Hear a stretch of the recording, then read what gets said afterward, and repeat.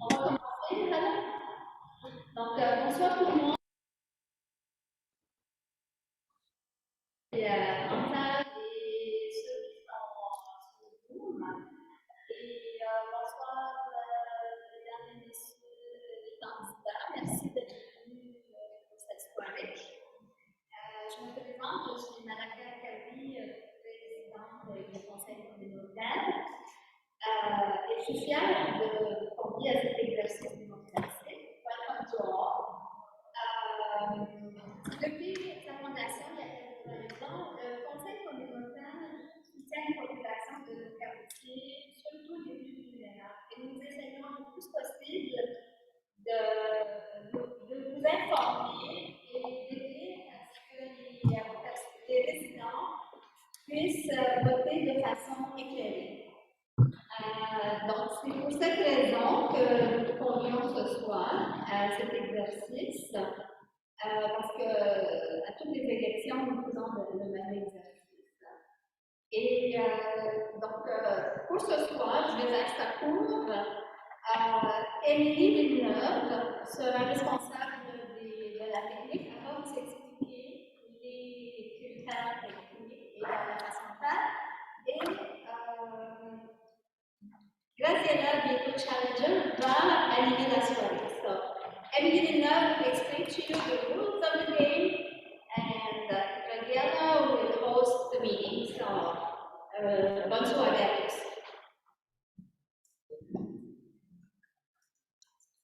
Hello, bonjour. Donc, on va faire juste une petite tournée dans les fonctionnalités Zoom et comment poser une question pour les personnes en personne, mais aussi pour les personnes qui sont en ligne. So we're just going to go through very briefly Zoom functionalities and what you need to do if you want to ask a question to the candidates tonight, for those of you who are in person and those of you who are online.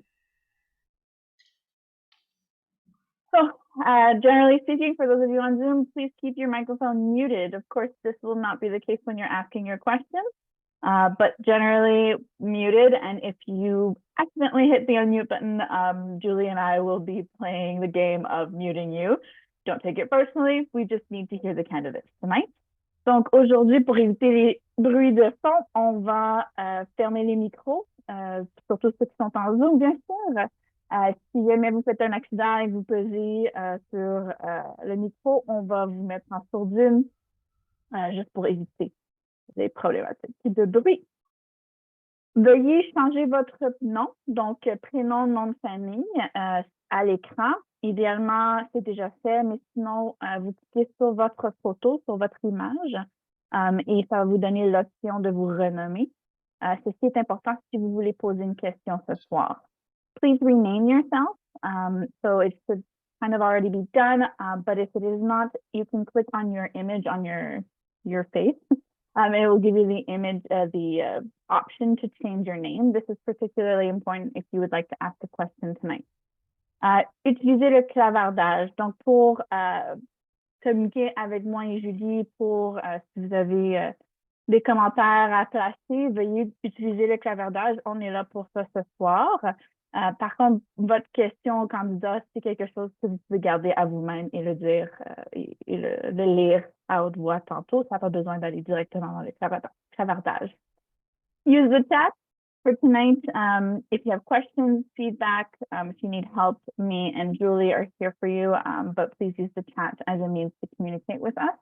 If you have questions tonight, you don't necessarily have to write it out in the chat.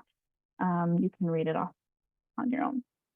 Small suggestions, headphones are nice, you'll hear better. Unfortunately, where the event is happening is a little echoey. It's just the location. Donc, une suggestion, c'est d'écouter avec des écouteurs si vous pouvez. Il y a un peu d'écho dans la salle. Et le plus possible, parler dans le micro. Si vous avez des documents téléchargés, je vous recommande de le faire maintenant. All right, next. Je pense pas qu'on a de personnes qui ont appelé ce soir. So I'm not going to go through it. And next. All right. For asking a question. Donc, pour la période de questions des participants, donc il y a une période qui est communautaire. Ensuite, les questions vont être directement aux participants en salle, mais aussi en ligne. Donc, en salle, c'est assez simple. Vous vous êtes rencontrés à la réception quelque part et vous donnez votre nom et on va piger au sort la personne pour dire la question. Il y a quelqu'un qui me parle? Yeah, I'm just telling you that people cannot hear you well, and I don't know if people can hear me, but this is for the people online. We're going to repeat the same thing. Graziella is going to repeat it for the people in the room. On va répéter. Is it okay? Les questions qui vont venir des résidents, on va les répéter. Is that okay? Okay, just hold on. Okay, continue. C'est bon. Là, je parle vraiment des personnes en personne et non pas en ligne. Donc, pour les personnes qui sont dans la salle aujourd'hui, vous avez donné votre prénom et votre nom de famille à la réception. On a un tirage au sort. Vous avez 1 minute pour poser votre question.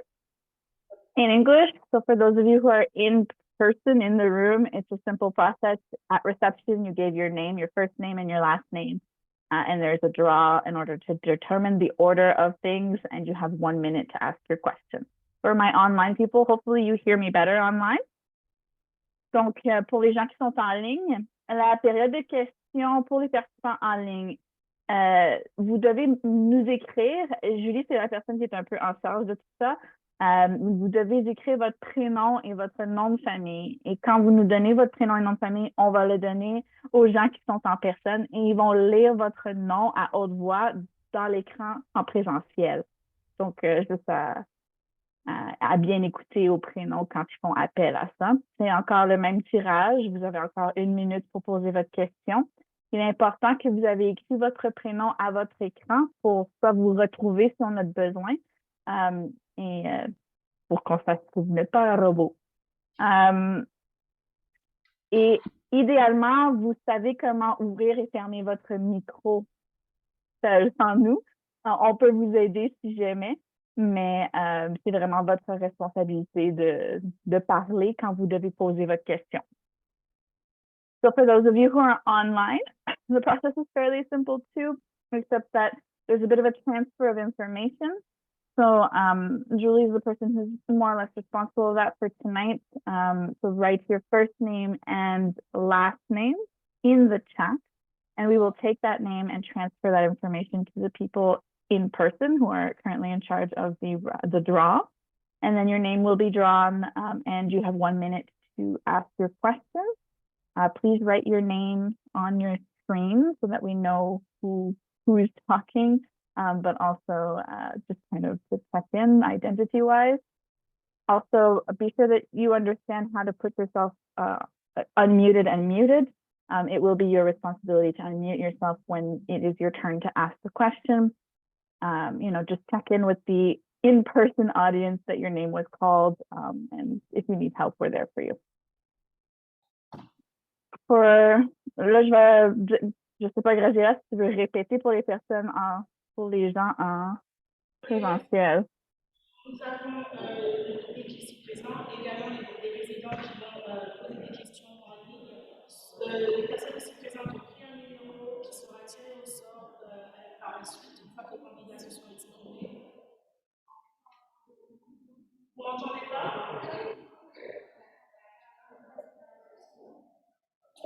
Les participants ici présents ont pris des numéros pour poser des questions et il en est de même pour les participants qui sont en ligne. Nous allons leur nom être relayés et on va les tirer au sort ici dans la salle. Pour les participants qui sont en ligne, c'est les règles habituelles, on leur demande de fermer leur micro et nous donnerons la parole pour pour ce qui est des règles de la soirée, je les répète parce que ça fait partie des règles. On s'attend à de la courtoisie dans les deux sens. Tout propos raciste, discriminatoire et sexiste sont condamnés. Any sexist or racist discriminatory speech will be really strictly forbidden. So we ask for collaboration and we're sure it's going to go well as it usually does.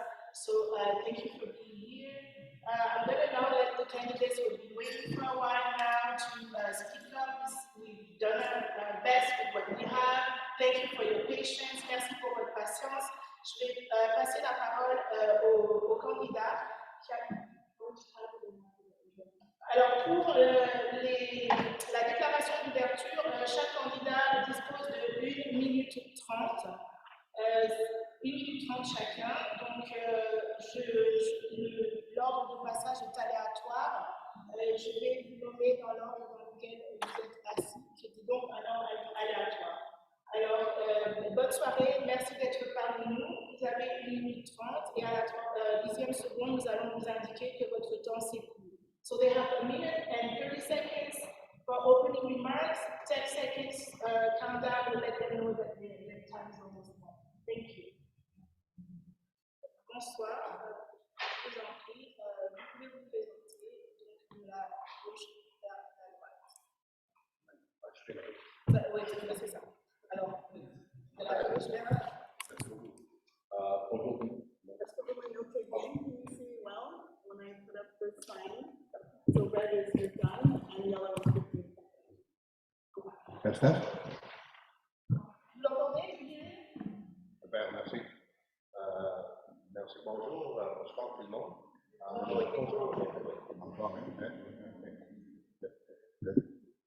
Mieux ça, hein? Oui, c'est ça.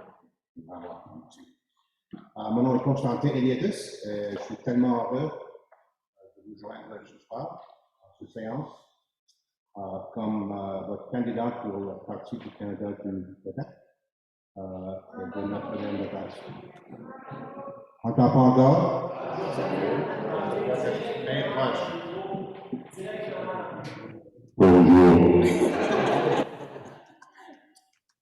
I'm a first generation Canadian and Quebecer of Greek parents. You don't know who I am really, so I'm going to give you a quick resume. This is kind of like a job application, so I look at it as I need to convince you as to why I'm capable for the job. I earned my bachelor's degree in mechanical engineering from McGill in '85 and completed my MBA in the mid-'90s. I worked in Quebec's heavy industry for half my career. I've been to all corners of Quebec, from Gaspé up to Saint-Jean, down to Laval, Quebec even, and I've been in every pulp and paper mill and auto plant more or less in the country. In the last half of my career, I have had executive and leadership roles in energy conservation, renewable energy, and sustainable development in the built environment. I've been involved in organizations for 15 years that promote high-performance buildings, energy conservation, and a low-carbon footprint environment.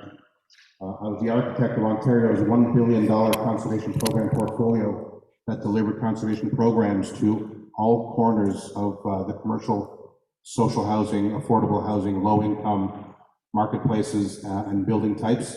And I have committed my career to reducing carbon footprint. Very quickly, there are many things we can do in a democracy. We can complain, we can leave, a lot of talk about leaving, or we can stay and fight.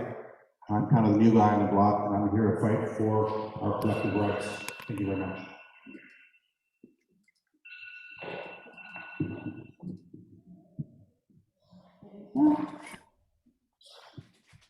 Hello, hi everyone. So my name is Élisabeth Labelle. I'm a local candidate for Quebec solidaire. Je suis la candidate locale de Québec solidaire pour le district de Québec solidaire. C'est une formation politique vraiment réellement progressiste qui a été jour en 2006. Qui a pris naissance en fait dans le mouvement communautaire. On peut faire un groupe communautaire pour la justice sociale, la défense des droits des femmes. Je suis vraiment très heureuse d'être ici ce soir pour ce débat du conseil communautaire. So I study at McGraw University over here at the Bloc campus. I have a bachelor's degree in journalism. Je suis en politique entre autres pour régler la crise du logement. I believe housing is a fundamental right. Avoir un chez-soi qui est accessible, qui est confortable, ça ne devrait pas être un luxe. La formation politique Québec solidaire, on a été réalisée à la dernière élection, et à l'Assemblée nationale, on a été notre position à François Legault en matière de logement. On a passé 4 années à talonner François Legault sur la crise du logement, alors qu'il y a même l'existence de cette crise. Si vous m'envoyez à l'Assemblée nationale, vous pouvez, avec certaines personnes, en parler encore plus. On a des sections concrètes pour la crise du logement, pour la crise de la vie, pour la crise climatique. Donc, j'ai très hâte de vous en parler ce soir. If people can speak louder because the online they're having hard time. Bonsoir à tous. Good evening, everyone. This is Balarama, Holness, founder of Bloc Montreal. Why Montreal? Well, our GDP is $200 billion. However, the budget right here for housing, for public security, for waterworks, for roads is $6 billion. So when we're thinking about the housing crisis and social and affordable housing and all the promises, what we see is that there is inadequate funding. So accès énergie, there's no funding there. Our party is advocating to retain 20% of the QST generated on the island, which is the equivalent of $2 billion a year. So when you hear about all of the housing promises tonight, or the environmental promises, we're the only party that gives you a concrete and measurable way to fund those elements. So in NDG, in Montreal West, when you think about what land are we going to purchase, who is going to build, the increased cost of building, we are the only party with a concrete and measurable, statistical, realistic way to fund this issue. So I encourage you all to look at the party that's going to provide the concrete and measurable impacts so that we can actually implement our vision for Montreal and for NDG. Thank you.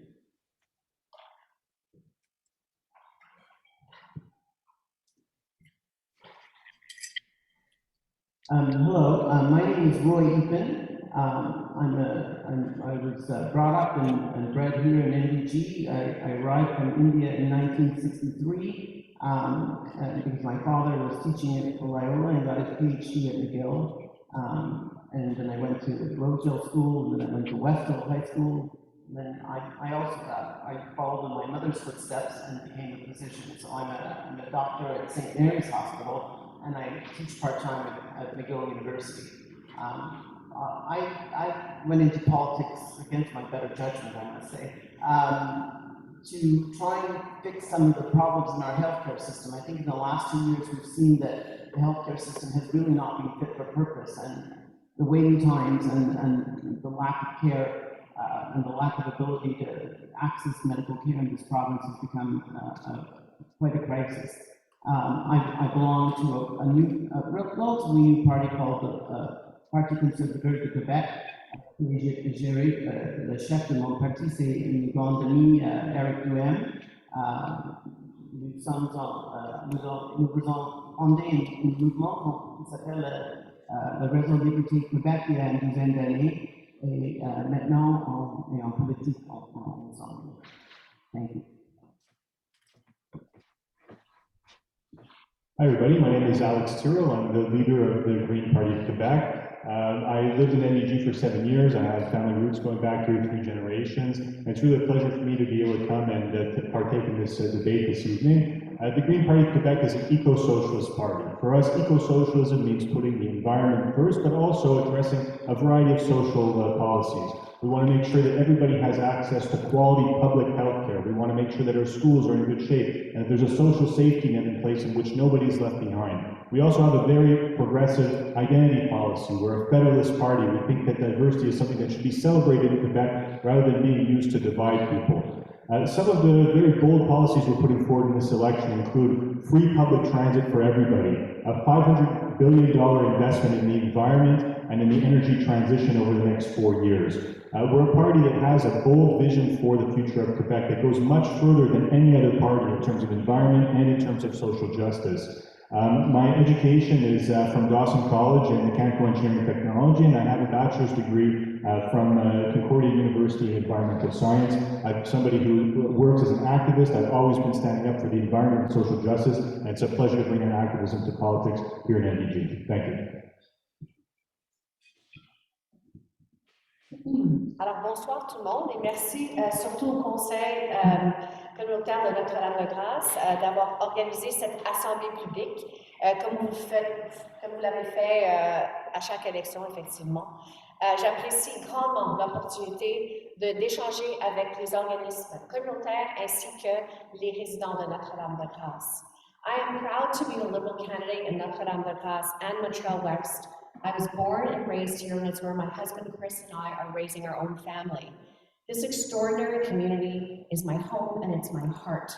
So if there is a place where I want to make a difference for our community, for our families, our seniors, our youth, it's right here in NDG. Je me présente à cette élection cruciale en tant que militante, environnementaliste et économiste, éducatrice, mais surtout en tant que parent. À chaque fois, je me suis consacrée à aider la prochaine génération à réussir. These issues of environmental sustainability and economic viability, as well as social inclusion and diversity, have been the main focal areas of my life and my career, having headed several nonprofit organizations, including as co-founder of Al Gore's Climate Reality Project, as a senior policy advisor to former Prime Minister Martin. These have been my focuses. So in addition to being my professional experience, I bring my liberal values as a federalist, as a promoter of rights and democracies, especially for minorities, and to represent all Quebecers, majority and minority. Merci.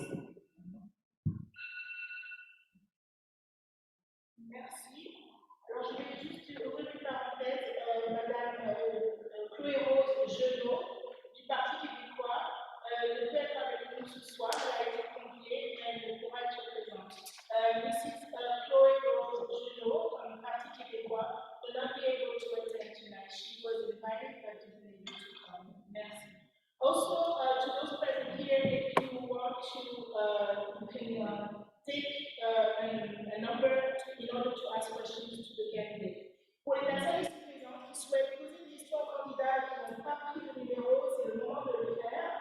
Les collègues ici peuvent prendre votre numéro également. Donc, merci. Nous allons maintenant passer à la période des questions qui ont été élaborées par les organismes communautaires de Notre-Dame-de-Grâce. We are now going to ask community questions that have been put together by the community of NDG.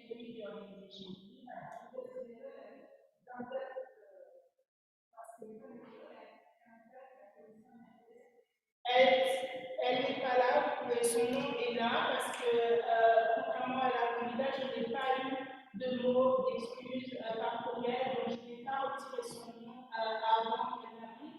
Il se pourrait qu'elle soit en retard, je lui laisse quand même cette opportunité-là. So I should ask you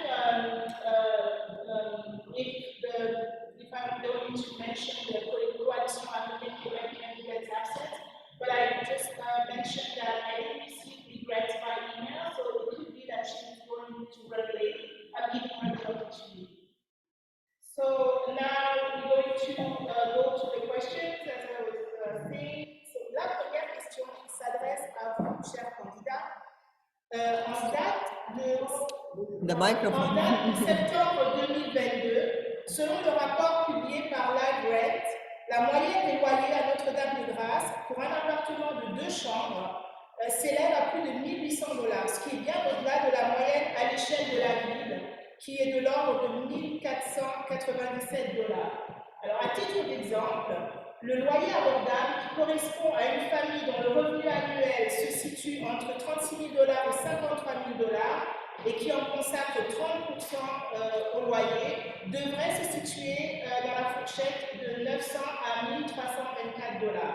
Donc, ce qui nous amène à vous poser la question qui va suivre. En tant que candidat de Notre-Dame-de-Grâce, si vous défendez le principe selon lequel les gens ne devraient pas avoir à quitter NDG pour trouver un logement abordable, quelles sont les stratégies et les approches que votre parti souhaite mettre en place pour résoudre le problème des loyers élevés à NDG?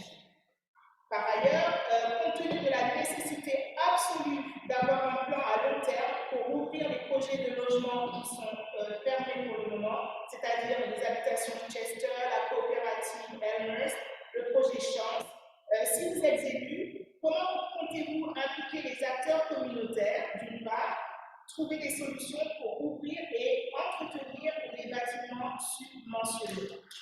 Donc, je vais faire la lecture en anglais. In September 2022, NDG's average rent for a 2-bedroom apartment reached over $1,800. According to a report released by IGRET, it is significantly above the citywide average, which is $1,497.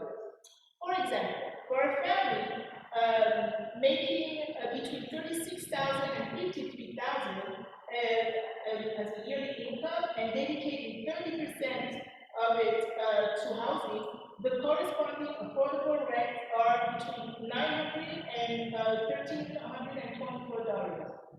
So as a candidate of NDG, if you uphold the principle that people should not have to leave NDG in order to find housing that they can afford, first, what are the suggested plans and formats that your party wants to put in place to address the issue of high rent in NDG?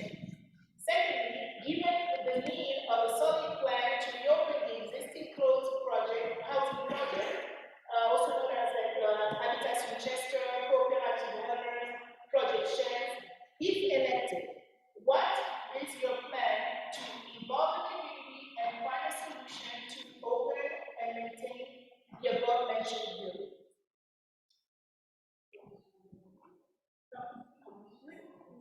On va commencer par Madame McGraw.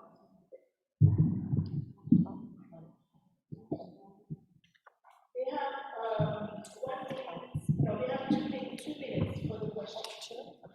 Emily, stop the sharing. So, as part of a comprehensive plan to address inflation, which is a rising cost of living, something I'm hearing about at almost every door I'm going to, we have many targeted measures to deal with seniors, young people, and families. We also have committed to constructing 50,000 new social housing units within the next 10 years. And we also need to increase the supply of low-cost and affordable housing in addition to the social housing, and a bigger supply will help drive down prices. We've also pledged to identify state-owned lands that can be used for affordable housing, and it all comes down to really working closely with municipalities, our counterparts, to make sure we are moving ahead on these files. Housing is a right, and we need to ensure cooperation between all levels of government to make it a reality that eludes far too many people. In terms of our approach, citizen engagement is critical, working, as I say, with the municipal counterparts, but citizen engagement, and certainly nous avons besoin d'une équipe de projet en place pour superviser et fournir des rapports réguliers et transparents afin de s'assurer que le projet est de bonne voie. Nous devons consulter la communauté pour obtenir son avis et tenir au courant de l'évolution des différents projets. C'est une chose de construire des logements sociaux publics. C'est une autre chose de les entretenir. Nous devons nous assurer que des fonds sont mis en place pour payer l'entretien et les réparations pendant des décennies, donc vraiment à long terme. Nous devons également tenir compte de la nature changeante de notre population pour nous assurer que nous anticipons l'évolution des besoins. Les personnes âgées ont besoin de types de logements différents que ceux des jeunes familles, par exemple. La souplesse et l'agilité des logements que nous construisons sont cruciales. Merci beaucoup. Merci, Monsieur Tyrrell. So, housing is a very important issue. In the Green Party of Quebec, we have a very, very bold policy on this that goes farther than any other party. What we're proposing is to limit the role of capitalism in the housing market. And so what we would do if elected would be to pass a law in the National Assembly saying that no individual or corporation can own more than 10 rental units. Everything that's above the 10 rental units would be expropriated. The landlords would be compensated at the pre-pandemic value, and then this housing would become the property of a new crown corporation called Habitation Québec. The people who are living in the apartments would have two choices. Either they could purchase the apartments for the price that the government could pay for them, or they can continue to rent, but with option to buy. And this way, people will be able to accumulate the capital rather than having people paying 30–50% of their rent to a landlord that's using it to pay off the mortgage. They'll be able to retain some of this capital, and after renting for a period of 10 or 15 years, they'll be able to become owners of their apartments. And it's very important to take drastic measures like this because there's a whole generation of people for whom owning a simple apartment is completely out of reach. There's buildings here in NDG that have been bought up by multinational corporations like Achilles. And what this company will do is that they will buy the building that's already established, already has tenants, and then as people leave, they'll renovate the apartments and they'll leave them empty for 1 year. And after 1 year, there's absolutely no rent protection anymore, so they can charge double the price. And once they do this, they will use the money that people are paying in rent to buy other buildings and displace even more people. And some of the profits from these transactions are being sent overseas, even into the hands of these multinational corporations. So the role of capitalism within the housing market has to be severely limited. The Green Party of Quebec, we don't think that it's legitimate for landlords to get rich off the back of everyday working people, and we need strong regulations in place to make sure that what's happening now does not continue until the point that we're all homeless. Thank you. Well, I have a different point of view on this subject, as with my party. So we have several proposals to lower the cost of living, including freezing the tax on gasoline. We would also like to continue rental subsidies to people who need it. But the problem with controlling the rents to this extent is that people don't build residential housing anymore. Most of the people that are building things are building condos. And I don't think nationalizing of all of these housing units is going to be, most landlords in NDG are actually small landlords. There are duplexes with people renting out one part and otherwise. So we would like to encourage people to build more rental housing. And the way you do that is you have to make it profitable. And then I went yesterday, 2 days ago, to see these 3 projects, which have been closed some of them have been closed for a decade. I don't think the government is actually doing a very good job of running this. So I think a public partnership might be a good idea where, these buildings are renovated and then a certain percentage of them should be deemed affordable housing. But I think that capitalism can help in providing more structures. In the past, to pay for a renovation for an apartment building or maintenance, it would take about 7 years to recoup the cost. Now, with the way things work, it takes almost 30 years to get back the cost. So that's why people are not building residential housing. So if we don't build residential housing, the prices will keep going up. So that's my, and that's my party.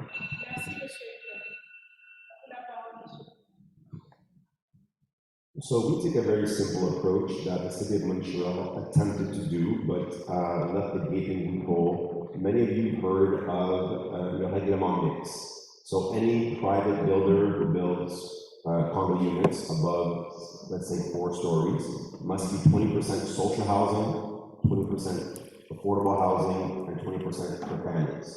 Now what happened is that they left a gaping loophole that allowed builders to simply pay themselves out of it. So what you need is a provincial law that requires all builders to build 20% social, affordable, and family housing. That's step 1. So that's going to guarantee that all new construction, all new development is inclusive. Also, Airbnb must be more tightly regulated here in NDG and across Montreal. What's happening is that residential availabilities are being taken off the market. That's causing an increase. And also a rent registry to ensure that your landlord can't jack up your rent. And one of the things that we looked at through our analysis is that when we're looking at homelessness or people who are on the border of homelessness or at risk, is even when they get into social housing, by the way, 24,000 people waiting for social housing, they end up back in the streets. It's because they need help with their groceries. They might need someone to speak to.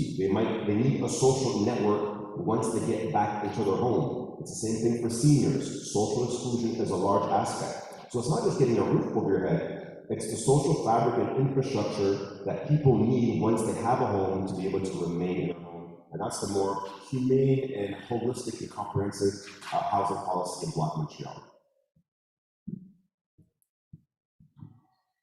Moi-même, étant locataire dans Saint-Raymond, au sud de NDG, pour celles et ceux qui connaissent, je comprends bien la réalité des locataires. J'ai moi-même eu à me chercher un logement dans les dernières années. Les prix actuellement des loyers sont obscènes. Donc, nous, à Québec solidaire, ce qu'on propose, c'est la création d'un registre des loyers pour que les locataires puissent savoir combien coûtait le loyer avant, par les locataires passés. On veut également mieux contrôler les loyers. On veut aussi s'assurer que le fardeau de la preuve soit transféré des locataires aux propriétaires. Lorsque le propriétaire veut augmenter drastiquement le prix de loyer, que ce soit donc transféré ou le propriétaire qui doit démontrer au TAL pourquoi est-ce que c'est justifié. On pense aussi qu'il faut prévenir tout ce qui est repossession illégale, tout ce qui est rénoviction. Il faut vraiment s'assurer que les locataires aient des recours pour ça. Également, on veut soutenir les organisations qui œuvrent pour défendre les droits des locataires. Par exemple, ici, dans NDG, le G-Action, Québec solidaire souhaite financer à la mission les organismes communautaires plutôt que par projet, donc pour leur assurer un financement qui est récurrent. Donc, certainement, le G-Action en ferait partie. Sinon, Québec solidaire souhaite également construire 25 000 logements sociaux éco-énergétiques qui favorisent la mixité sociale dans un premier mandat, 25 000 logements sociaux additionnels dans un deuxième mandat. On souhaite également taxer les logements vacants, donc à 0,5% ou 1%, pour inciter les propriétaires à remettre sur le marché des logements. Par exemple, chez moi, à côté, l'unité à côté de chez moi, ça fait 1 an et demi qu'elle est vide, alors qu'une jeune famille, une personne seule pourrait en profiter. Puis très rapidement, j'aimerais dire que je m'engage en tant que députée, si je peux avoir votre confiance, à entretenir des liens étroits avec les différentes tables de quartier, comme la table de quartier logement, pour créer un plan solide pour sécuriser le financement à NDG. Merci, Mme Labelle.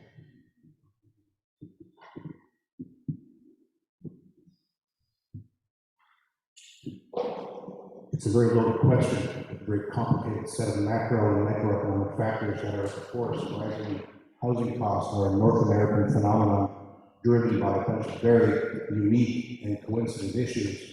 We have a war on hand, we just come out of a pandemic. Canada is still a very attractive place to invest. Foreign tax credits in other jurisdictions have driven investors to Montreal. As Balarama and Alex have mentioned, we've got corporations who are purchasing real estate stock in huge amounts with Airbnb that's distorting the market. These are not simple matters, and as economists as recently as today have stated, there are no real short-term solutions. For the long term, there are specific plans that will help us do a number of things to reduce the time to market for new supply, to address the cost of maintaining aging infrastructure, the stalemate that exists between landlords and tenants with rent increases that limit rent increases, but also limit the ability of landlords to invest to renew. Locally, NDG is a very desirable neighborhood, but we have a lot of single family and low densification. So what do we do about it? It's a pretty grim picture. Interest rates are going up. That's seen as good to cool off the markets, but it's also increasing the costs for landlords to maintain buildings. So what do? We can advocate for aggressive densification along the subway lines, to put more people closer to the subway to reduce congestion and traffic. That's a big thing. Accelerating the permitting process to get new supply and new building stock out in the market faster. Provide a greater mix of housing in Toronto. A 400 square foot condominium is $500,000. Can't afford to do that here, so we need incentives for purpose-built rental buildings. And working with firms like the CMHC, who have a co-investment program for affordable housing, with, as Balarama mentioned, 20%. All these things are going to contribute to a bigger supply of housing and a reduction in overall prices. Thank you. Merci à tous. Je vous rappelle que vous avez la possibilité de faire vos réponses en franglais aussi, si ça vous arrange. C'est possible aussi. Donc, je vais passer ou en français également, comme ça vous. Donc, je disais que vous pouvez donner vos réponses en franglais. I was saying that they can answer in English or a little bit of French, avec un peu de français. C'est aussi une option. Donc, je passe à la question communautaire numéro 2. Au niveau provincial, l'immigration est devenue un facteur important. Les partis politiques ont annoncé leur vision du nombre d'immigrants à accueillir. Donc, le Parti québécois table sur 35 000, la coalition Avenir Québec sur 52 000 régulièrement, plus 18 000 simplement juste pour 2022. Le Parti libéral, quant à lui, cible 70 000 régulièrement, entre autres. Donc la question du nombre d'immigrants à accepter est maintenant liée à la capacité de la société québécoise à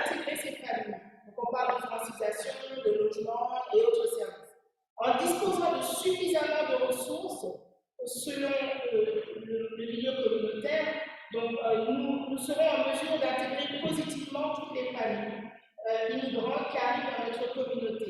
Donc, selon les statistiques selon Statistique Canada, 8520 résidents permanents plus 4665 résidents temporaires sont arrivés chez nous entre 2011 et 2016, chez nous, Notre-Dame-de-Grâce, Ouest-Nord. Donc, comment envisagez-vous l'intégration des nouveaux arrivants à Notre-Dame-de-Grâce? Quel type de services et d'infrastructures devraient être mises en place pour une intégration optimale? So, at the provincial level, immigration has become an important factor. The political parties have announced their visions on the number of immigrants to be welcomed. For the Parti Québécois, 35,000, Coalition Québec is aiming 52,000 regularly, plus 18,000 just for 2022, and the Liberal Party is reaching for 70,000 regularly, among others. The question regarding the number of immigrants to accept is now attached to the capacity of the Quebec society to integrate those families. So integrate transportation, housing, etc. So our position, being the community sector, is that if we have enough resources, we will be able to positively integrate all immigrant families arriving in our community. So 8,520 permanent residents, plus 4,665 temporary residents arrived between 2011 and 2016 in Notre-Dame-de-Grâce, West-Nord. So those are Statistics Canada data. So the question is, how do you plan to integrate newly arrived immigrants in NDG? What type of services and infrastructures should be put in place to ensure an optimal integration? And last but not least, why? Donc, nous allons procéder ainsi. C'est M. Eappen qui a la parole.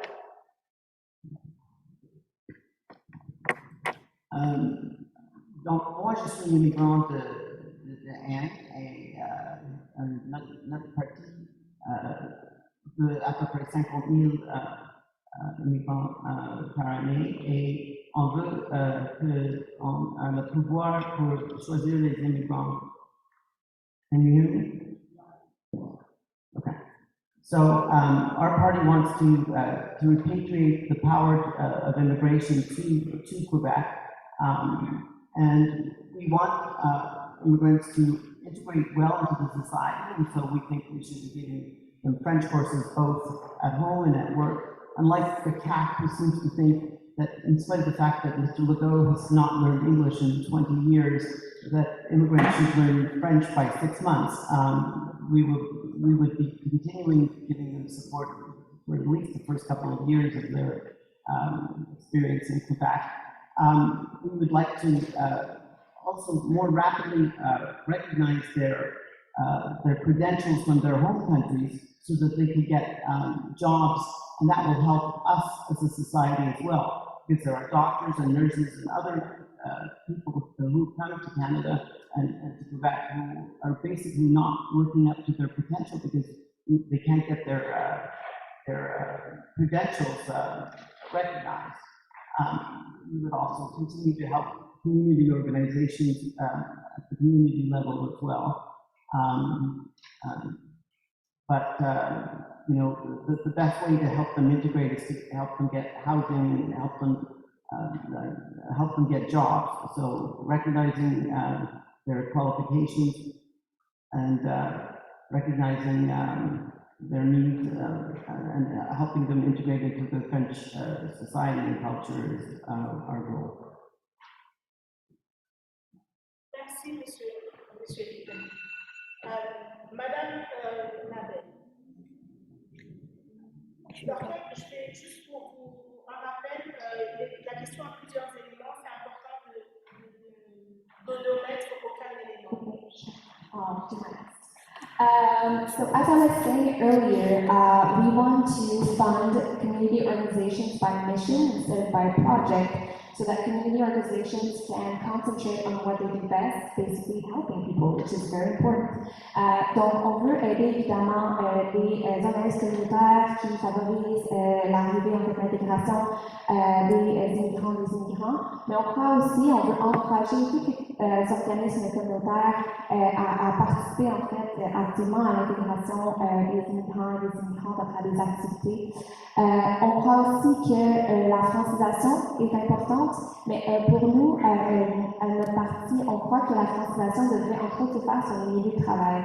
It's not normal for someone to go to a French class from 6 in the morning until 9 and then do their whole day of work and then having to do homework by then in the evening when they maybe have children. So, on croit qu'il faudrait avoir des cours de français qui soient donnés sur les lieux de travail, sur les employés. L'attitude de mon parti envers les immigrants et les immigrants, d'ailleurs, ça a été mentionné, on veut rehausser les seuils d'immigration entre 60 000 à 80 000 par année. C'est une attitude de bienveillance, une attitude positive, et je pense que qu'est-ce qui le démontre le plus, c'est une proposition de bons culturels d'une valeur de 200 $. Donc, en fait, les immigrants et migrantes recevraient ce bon culturel-là de 200 $ pour aller voir des expositions, des pièces de théâtre, en français, mais aussi en anglais et dans les langues autochtones. On souhaite également élargir la reconnaissance des diplômes des personnes migrantes. Et une autre chose que je tiens à mentionner sur le sujet, je pense qu'on ne peut pas passer à côté, c'est la reconnaissance du racisme systémique. On souhaite établir une commission d'enquête sur le racisme systémique, appliquer les recommandations et veiller à ce que les recommandations qui ont déjà été faites par la Commission des droits de la personne soient appliquées. Et on souhaite également mettre en place un plan d'action pour la lutte au profilage racial. Merci, Monsieur Constantine. Monsieur Constantine. Merci. The reality is that immigrants will not come to Quebec if there are better places to go with better access to services, more welcoming environment. Immigration is the engine of our economy, and it is a renewing of our own culture in a country where both the economy, the population is diminishing, so immigration is a core part of our growth strategy. But they won't be welcome in an environment where Bill 96 is destroying social harmony here, it's destroying our economy as we speak, it's reducing access to services, it's going to divert skilled Canadians and Quebecers elsewhere, and it's adding enormous bureaucracy and cost to day-to-day lives. So what do? We have to repeal Bill 21, Bill 40, and Bill 96 in their entirety.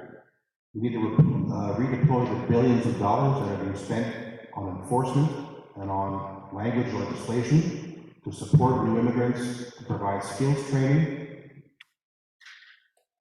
to build new infrastructure. We need to dissolve the Office de la Langue Française and redeploy those funds to places where they actually make a difference for immigrants. We need to accelerate construction of new housing, as I mentioned. We need to extend all the rights to all Quebecers so they feel equally welcome and equally able to contribute in the society where there's employment and where there's opportunity. Thank you. Madame McGraw. Pardon, je suis désolée. Donc, c'est très vrai ce que vous avez dit, c'est que les libéraux, on veut attendre le maintien de seuil maximum qui est établi par le fédéral de 70 immigrants, c'est le plus élevé de tous les partis, et aussi travailler avec les organismes locaux et les municipalités, dont ici à Notre-Dame-de-Grâce, Côte-des-Neiges, pour déterminer le niveau d'immigration approprié dans chaque région. I need to come back to a larger issue, though, and my colleagues touched on it. We are the only party that voted against Bills 40, 21, and 96 in the L'Assemblée nationale, and no small part because of it throws immigrants under the bus, Indigenous peoples under the bus, our youth under the bus. It is a discriminatory and divisive.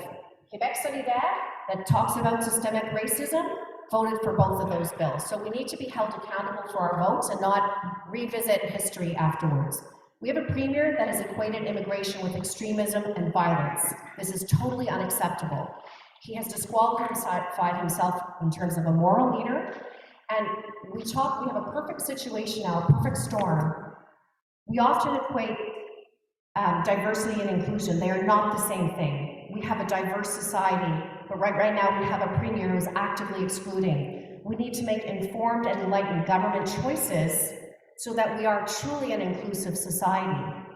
Prior to a few years ago, I headed Canada's most international college with students recruited from 160 countries, including Afghanistan and Syria and Iran and Iraq. And I heard stories in Rwanda from those young people about what it felt like to be excluded, lesser than.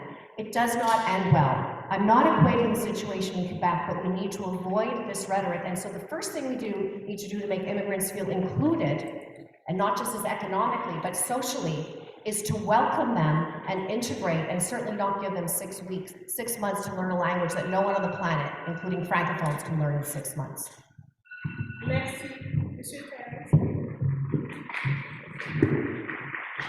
So at the Green Party of Quebec, we think that the immigration policy should not be as focused on the economy as it is now. That we want to increase the number of economic immigrants to 60,000 per year, but we also want to vastly increase the number of refugees and asylum seekers that are accepted here in Quebec and in Canada. And I think that there's a lot that we can do to welcome immigrants. One of the things is investing in community organizations and making sure that community organizations have stable and reliable funding year to year, that they're not always having to write new grant applications, and that their funding is put into question one year after another. I also think that it's very important to have a livable income, a guaranteed livable income for people that are here, whether they be refugee applicants or asylum seekers. I think that it's important to make sure that people have the resources that they need to get by, to be able to have quality food, to be able to have a place to live. Right now, when asylum seekers come here and they're given a welfare check, it simply isn't enough to make ends meet. So we need to be far more compassionate in the way that we accept immigrants here. We also need to acknowledge systemic racism. We need to have a government that's more inclusive, that recognizes the strength and the power that comes from having diversity, having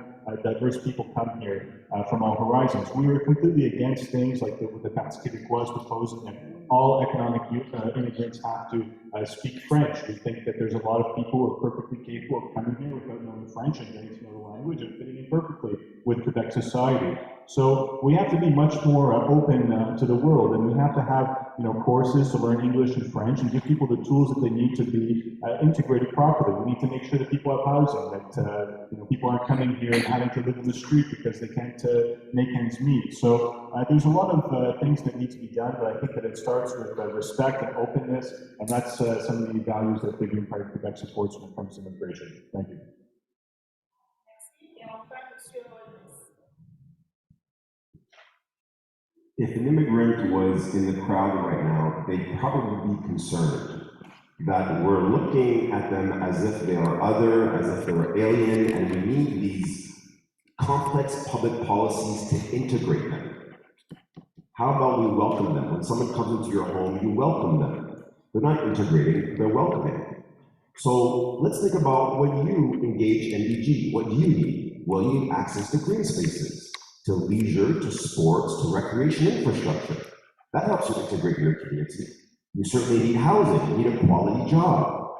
These are the basic social fabrics and the needs that we all have as Canadians, and it's the same thing as immigrants. Maybe we should start calling them new Canadians, because the tone, the underlying tone from most answers is that they're almost alien. How do we integrate them? What language should they speak? We might need to give them an extra certificate to help them integrate. But I think if we have a more compassionate and more understanding way to view people who come to Canada as new Canadians and provide them with the same things that we need to feel welcome in NDG and welcome at home, I think that could be a positive first step. We are of the view that 90,000, call them new Canadians, should be welcomed.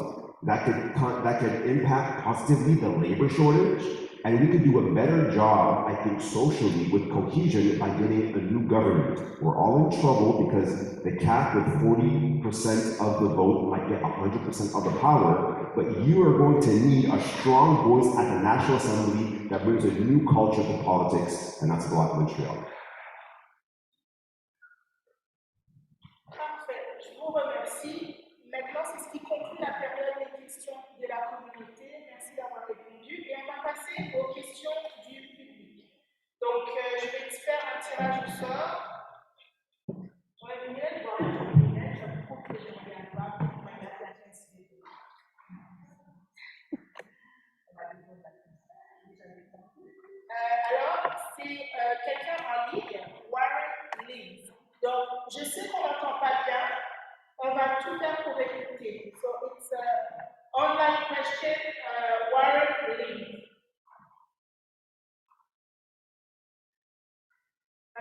2-3 seconds. If the person cannot come up, je vais prendre. Est-ce que vous Oh, hello. Merci, monsieur. La parole est à vous. Oh, I have a question for Désirée McGraw. In the past, the representative of NDG seemed to have disappeared between elections, even when in opposition. What kind of measures and efforts will you make to have ongoing consultation with the community about issues that concern them as they change? What kind of structured approach will you take if you're elected as our representative, so that you maintain contact with the real issues that NDG and Montreal residents are facing? Thank you.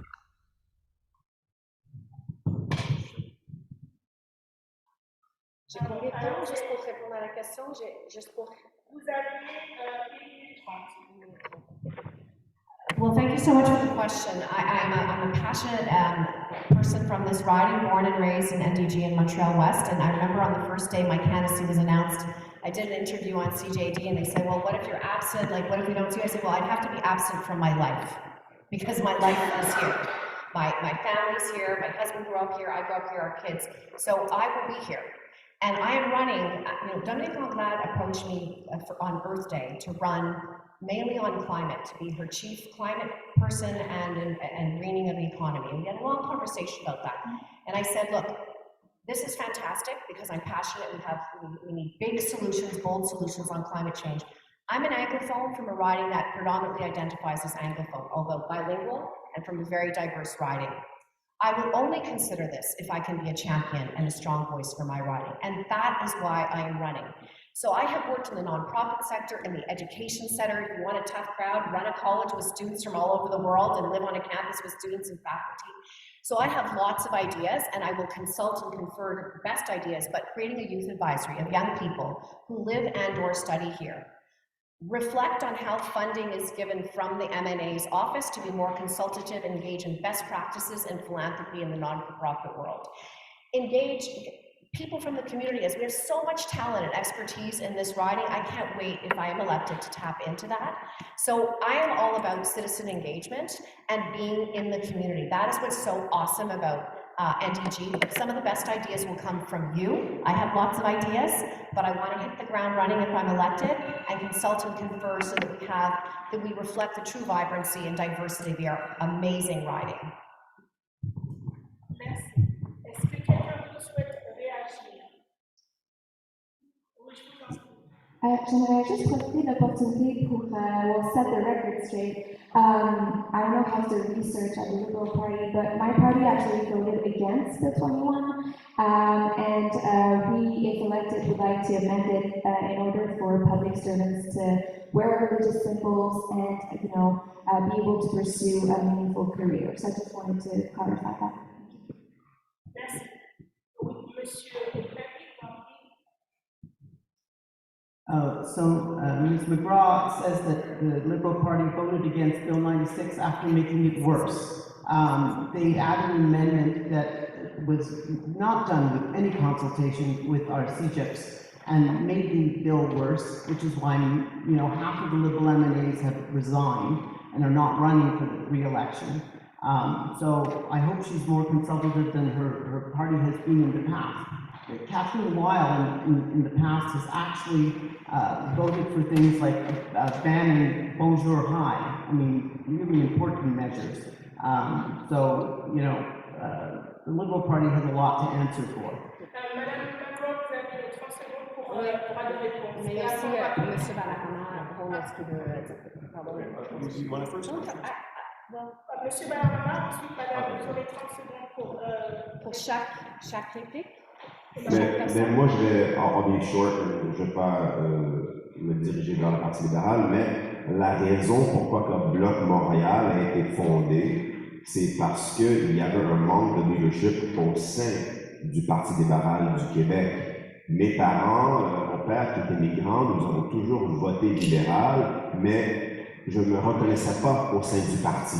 Et en ce moment, dans les sondages, on voit qu'il y a beaucoup de personnes qui ne se reconnaissent pas au sein du parti à cause notamment des cours au cégep qui ont été mis. Et donc, pour nous, c'est important d'avoir une nouvelle voie de fraîcheur qui va se battre pour les anglophones ainsi que les francophones et les nouveaux Canadiens.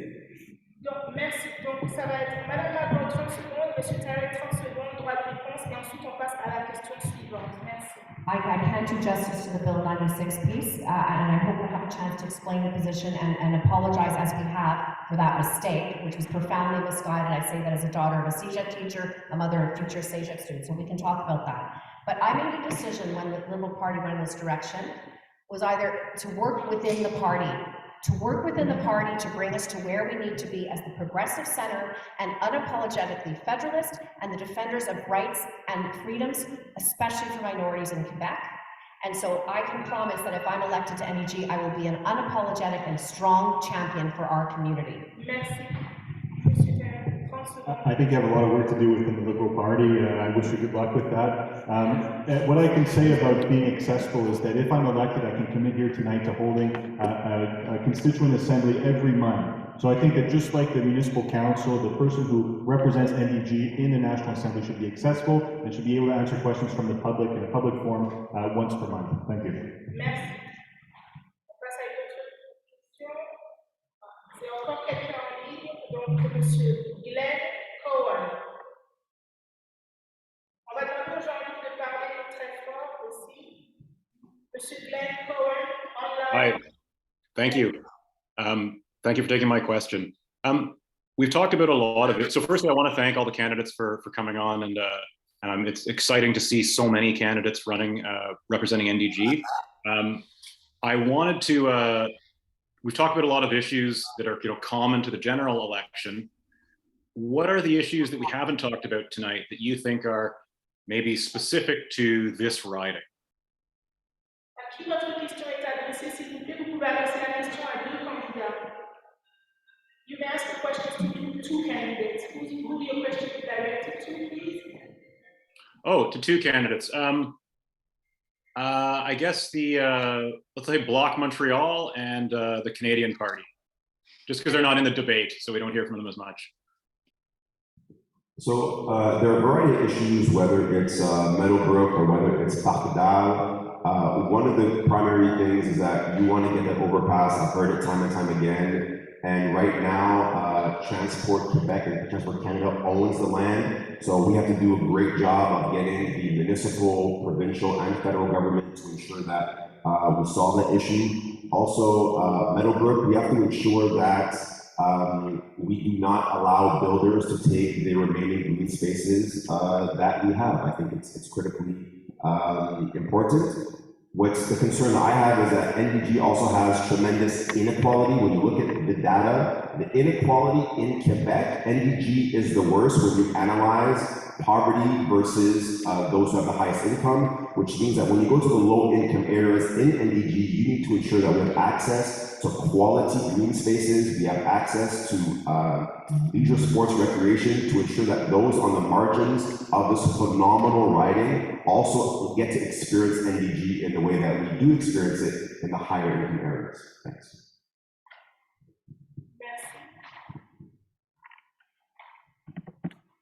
Thanks very much for your question. NDG is kind of a unique jurisdiction on the island of Montreal, not just for language and culture, but also for the nature of economy, density, and cultural diversity. What I'm worried about is 150 companies that have identified that the economy of Quebec is going to go right into the tank with Bill 96, that immigrants will not come. These are, while they are provincial issues, they come right home in our backyard with the implosion of social services, healthcare system that's on the verge of crisis, and going to get worse as healthcare workers leave the jurisdiction for other locations. So while we are a pocket within a pocket within a pocket, we have fundamental issues around social services and healthcare that Bill 96, Bill 21, and Bill 40 are only exacerbating and are hitting us deeply at home as we watch our access to services start to disappear. Thank you.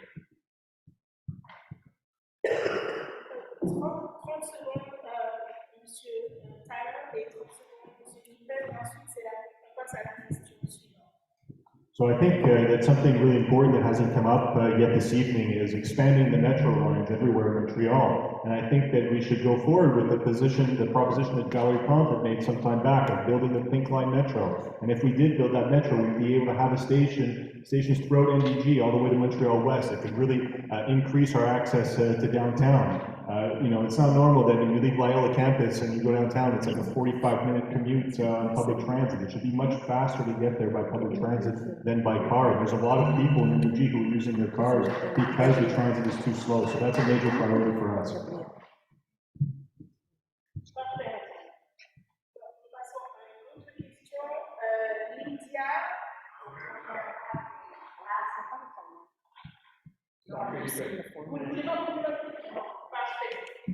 Donc, Gabriel, alors, pardon? Pardon, sorry, 37. So two candidates ask the question, and then the two candidates can have 30 seconds to read. So, vous voulez... Je pense que tout le monde, c'est pas moi là. Non, mais allez-y. Non, mais juste que ça soit juste, c'est tout. Je veux juste que ça soit juste. So, the reason I entered this race was a lot about healthcare. And if you had an attempt to get a family doctor in NDG, this is one of the worst places in Montreal to get a family doctor. It takes at least a 2 to 3 year wait. As well as, you know, we need major renovations to hospital access. Because I keep saying, it's no use you saying you have universal care if you can't actually get the care. Parfait. Une dernière personne qui veut s'exprimer, et Madame McGraw aussi, c'est ça? Donc, allez-y, et Madame McGraw ensuite.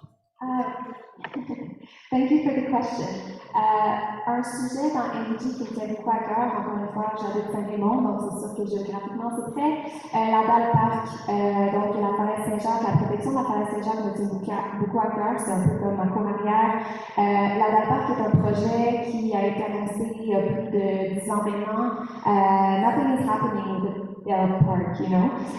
Donc j'ai pris un engagement justement local avec le candidat de faire tout mon possible pour que ce projet-là puisse voir le jour. C'est très important pour les piétons de l'utilité NDG. Merci. Et la dernière réaction? Donc, j'ai pris 4 engagements locaux, un dans le domaine de la santé, le coût de la vie, et ensuite les droits et libertés, mais aussi une en particulier. So one commitment in particular is to work with the municipalities and school boards to promote community and green spaces. There's both a lot of cultural and biological diversity here, and to partner our schools to work and learn about it's called place-based education. It also promotes active lifestyle, so it includes Alpac, it includes Meadowbrook, it includes the Empress, and these cultural and environmental spaces that have so many benefits for physical, mental health, etc. So. Merci. Donc, M. Gabriel, c'est pas écrit. Alors, il y a M. Gabriel qui a donné son nom, donc je vous invite, mon collègue va se donner le micro. Vous pouvez venir vous exprimer. Bonsoir, merci à tous les intervenants dans cet exercice démocratique ici. J'ai une question pour deux candidats, pour Balarama et Élisabeth. Si l'un d'entre vous est élu, vous êtes très probablement en opposition. Alors moi, je ne veux pas pour un parti, je veux pour un candidat. Quel est l'enjeu qui va vous éveiller pendant les 4 prochaines années qui va être votre priorité principale dans la prochaine élection? Si vous avez accordé votre plan de 4 dernières années, quel est l'enjeu, si vous avez déception si vous n'avez pas la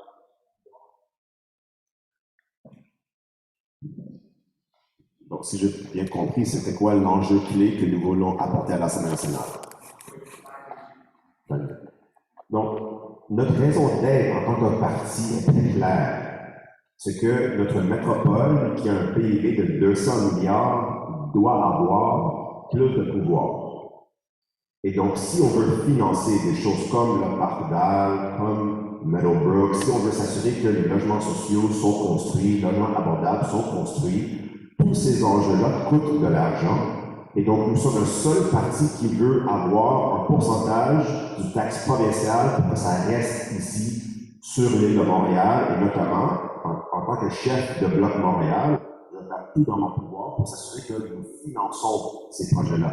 Quand je rencontre des organismes à but non lucratif qui parlent des logements sociaux et abordables, ils disent tous la même chose. Nous n'avons aucun financement. Et donc, pour nous, la clé, notre raison d'être, c'est de s'assurer que le portefeuille de notre municipalité, de notre arrondissement, de notre riding, soit plus en santé. Et ça va garantir que les projets que nous avons tous, on a mentionné 10 ans de Pardal, vont être mis en place. L'enjeu qui me tient le plus à cœur, j'en ai déjà parlé, c'est le logement. Parce que pour moi, le logement, c'est fondamental. Sans un toit au-dessus de sa tête, comment est-ce qu'on peut penser qu'une communauté comme celle de NDG peut prospérer, peut aspirer à plus? C'est la base, c'est le strict minimum. Donc, pour moi, le logement, c'est ce qui est le plus important. J'ai fait le tour d'idée avec les GActions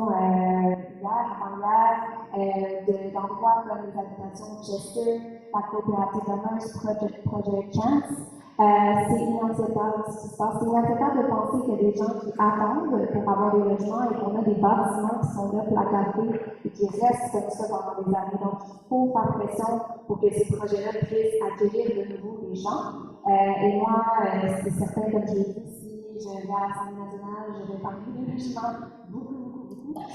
C'est fondamental. Merci. Merci. Donc, la prochaine personne, c'est Oman. Oman, je ne sais pas si je prononce bien. Is there anyone with H-O-M-A-N? No? Okay. Nadine.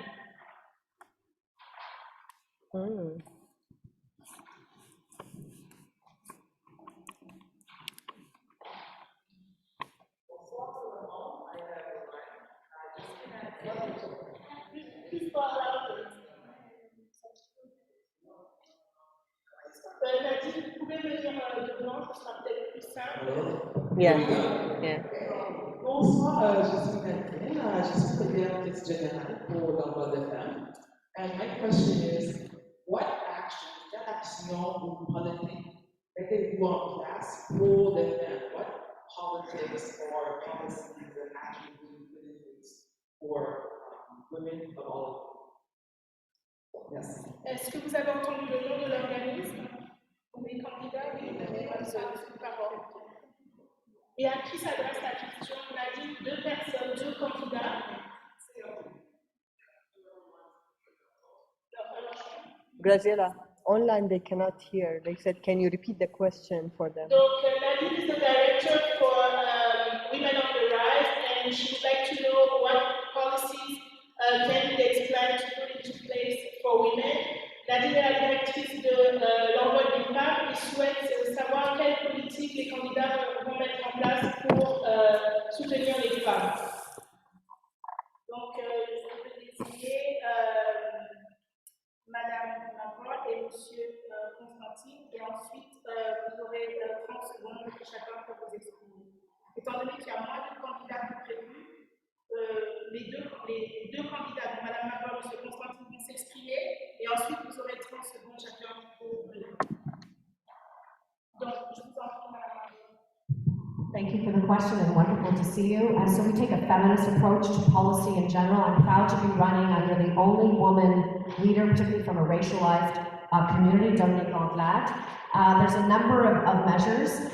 One of them, and because we know that women have the disproportionate responsibility for childcare, so universal access over time to childcare at $870 a day. Regardless of income and regardless of location. I would like to see income prioritized until it becomes truly universal. Also, we know that women, study by the Association of Canadian Studies has shown that women, in particular, but women from racialized communities are disproportionately negatively impacted by Bill 21. So again, we have voted against Bill 21. It particularly impacts women who are in the teaching and nursing professions. Also, climate change, another disproportionate impact on women and youth. We have a very strong plan, which is the thing that keeps me up at night. In terms of climate change, we've missed our targets now under this government for 2 years in a row, and the Commissioner on Environment and Sustainable Development says we're flying blind on climate change, which is the most important, l'enjeu le plus important du 21e siècle. Donc, on a beaucoup de politiques pour promouvoir les femmes dans la société. Merci. Monsieur Constantine. One of the founding principles of our party is equal rights. Equal rights affects all aspects of society, of the workplace, and communities. So we believe that by enforcing the Charter of Rights and Freedoms, which guarantees equality for all Canadians, all Quebecers, that we put a level playing field in place and allow women to participate equally in the workplace, in the community, and in society. Merci. Donc, Madame Labelle, ensuite Monsieur Holness, Monsieur Eappen, Monsieur Désirée, 30 secondes juste. OK.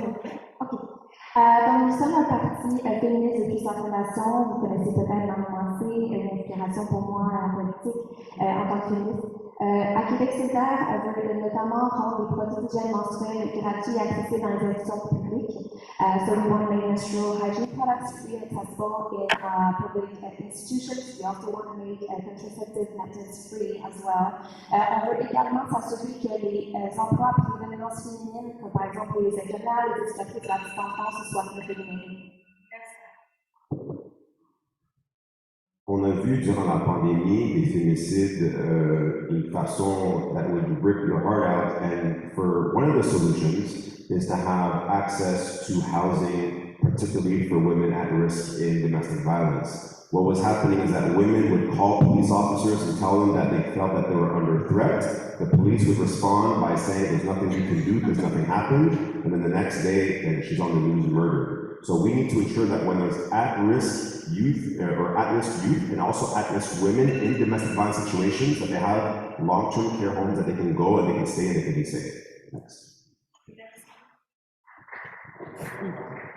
So my party wants Quebecers to be more free, and one of the things we are proposing is to give women the choice of what to do about childcare. So we're proposing a $200 a week stipend for families for each child, so that they can choose what to do with their children and what they want to do in terms of work. I agree with Balarama about the terrible cost of the lockdowns in terms of violence against children and women. So we would introduce a law that they have in a lot of other places, that if you're scared that your partner can be violent, you can look at their police record. Merci. Monsieur Tyrrell, s'il vous plaît. So the Green Party of Quebec is a feminist party. We have all kinds of policies, and I agree with a lot of the things that have been said by my colleagues. But in this 30-second slot, what I would like to say is that the Green Party of Quebec supports a law against catcalling, so against street harassment of women and of anybody really. There's a lot of women who are afraid to go at night, have people yelling stuff at them. It should be a ticketable offense, and that way people will be able to feel a little bit more safer and will be able to turn back some of this toxic culture that's directed towards women. Thank you. Merci. La prochaine personne, c'est William, s'il vous plaît.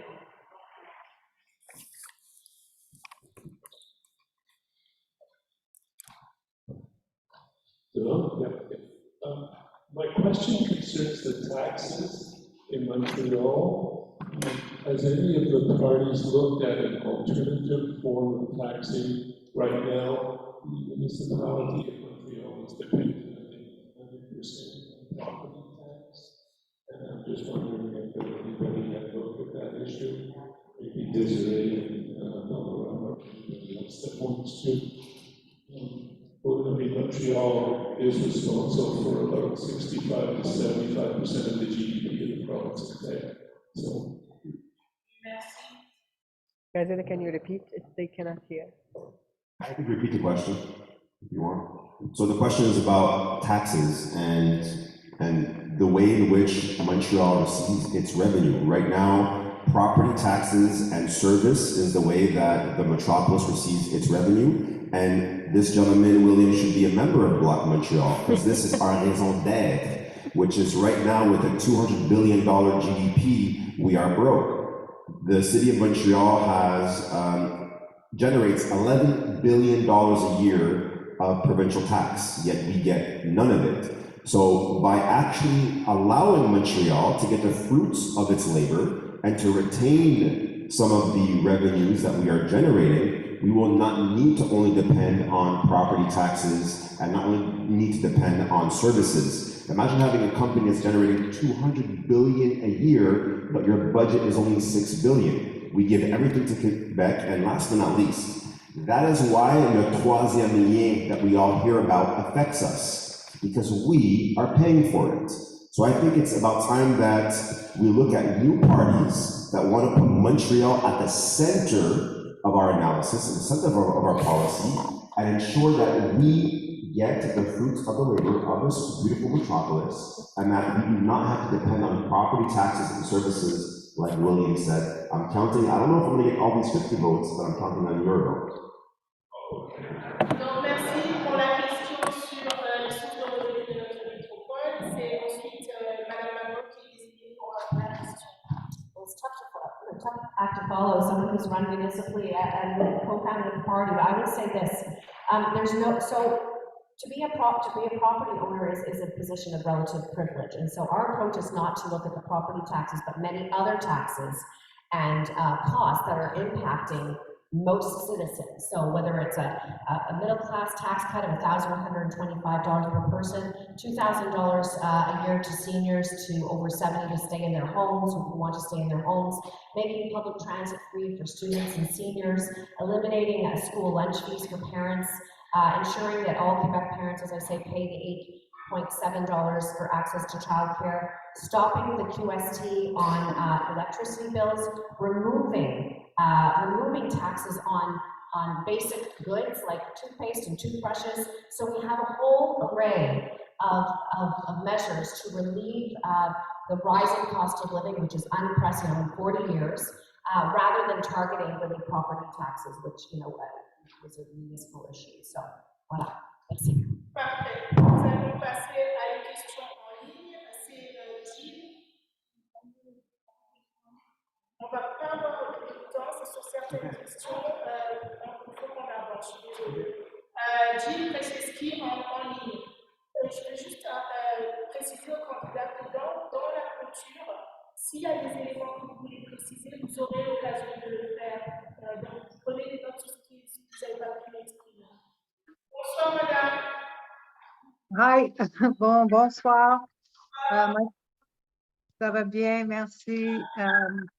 My question is for Désirée and Balarama. It's a very simple question. What are your plans to improve the air quality along the Décarie corridor?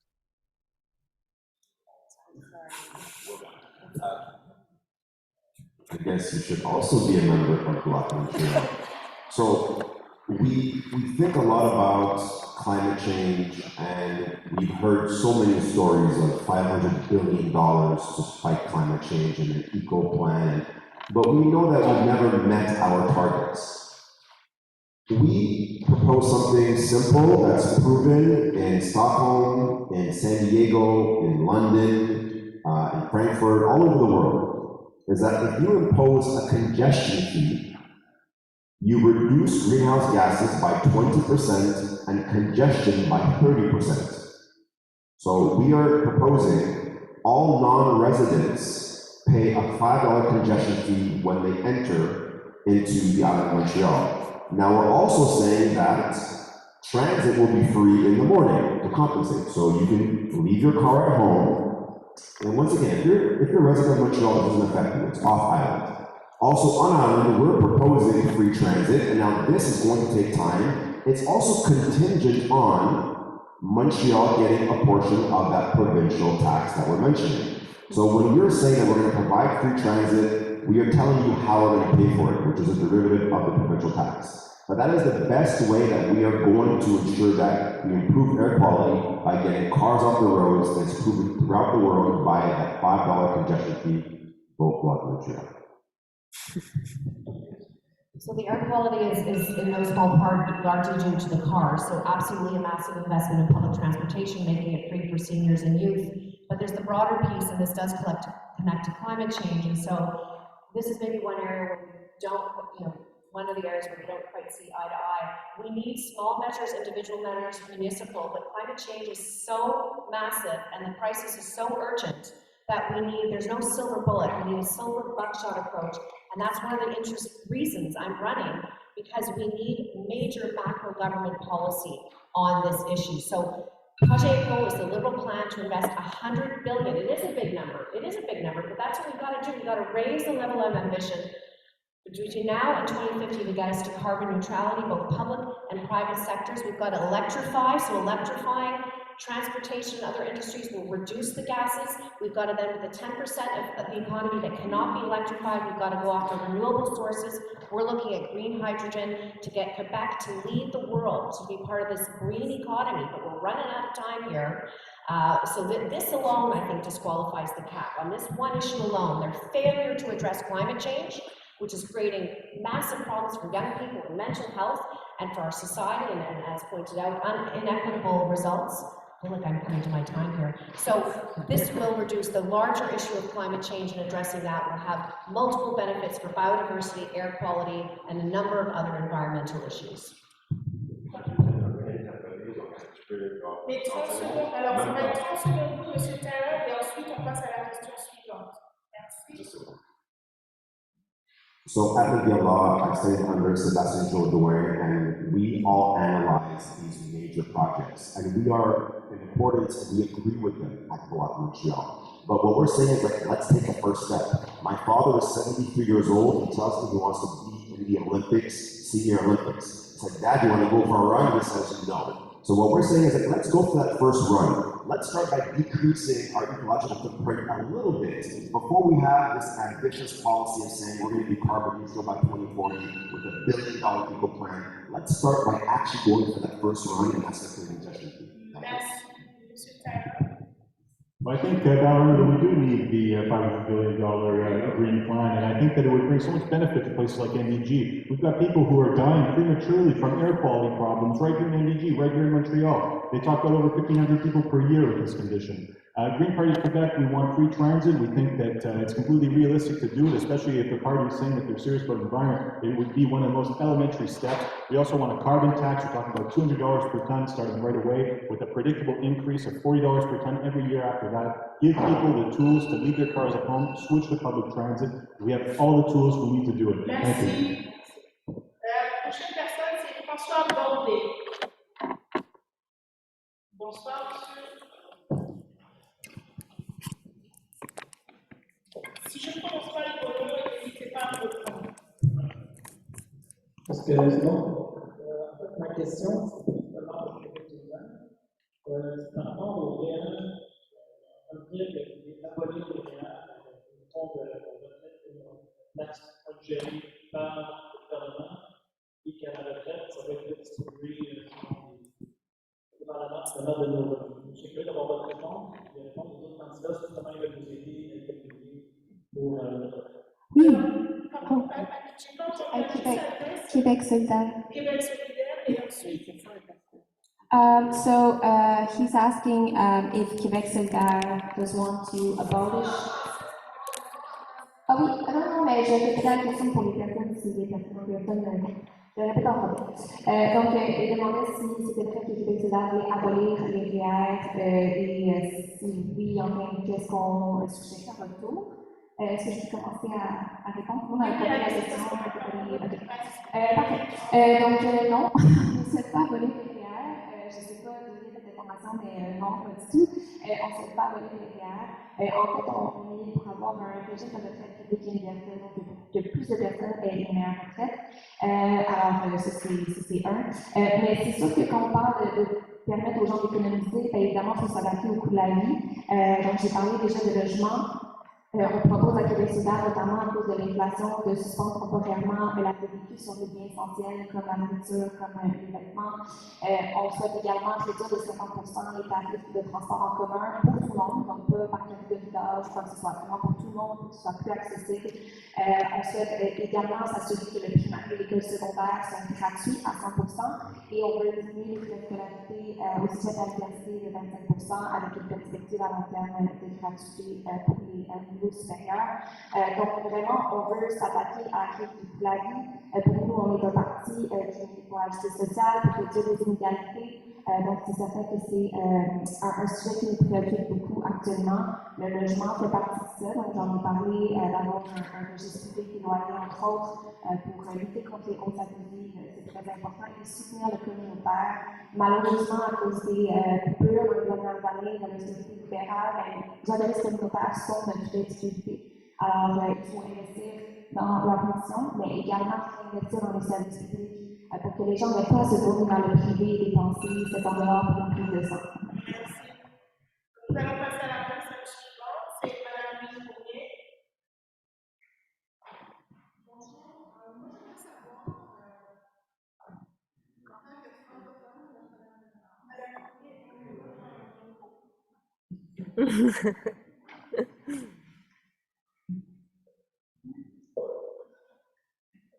bonjour, moi, je suis très préoccupée en tant que francophone avec Notre-Dame-de-Grâce, on représente 25% de la population.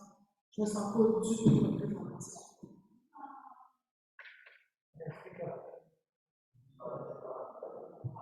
Comme ça? Ouais. Je recommence. Alors, je me sens très préoccupée en tant que francophone à Notre-Dame-de-Grâce, où c'est de plus en plus difficile de se faire servir en français, jamais que ce soit dans son assemblée. Et je me sens plus que minoritaire. Vous avez de la difficulté, M. Tyrrell m'a dit que j'adore tout aussi à parler français. M. Balarama, Holness, il était les roues, il fait ça ce que je jouais au football, à toutes les fois, vous pouvez changer en anglais. Comment est-ce que moi, en tant que francophone, je suis posée me sentir représentée par vous? Je pose la question, moi, je vous assure que c'est probablement Mme McGraw, Mme Labelle qui va être en opposition pour vous répondre comment en tant que francophone, vous avez respecté les droits.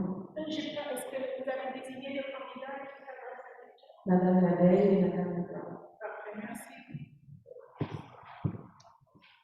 Merci pour la question. Je voulais être respectueuse des gens à date.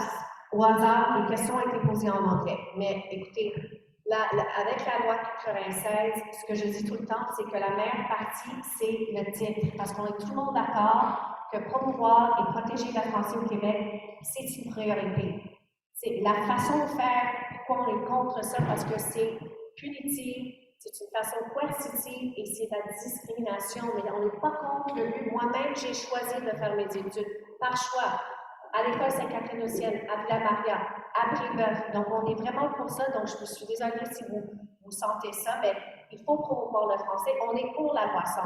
Mais la loi 96 va beaucoup trop loin parce que c'est discriminatoire. Et je pense que ça fait en sorte que la société, ça fait un échec pour toute la société. Mais assurez-vous, je vous assure, madame, que j'adore le français, je suis francophile et je vais faire une des choses que j'aimerais bien, c'est encore améliorer mon français si jamais je me rends à l'Assemblée nationale.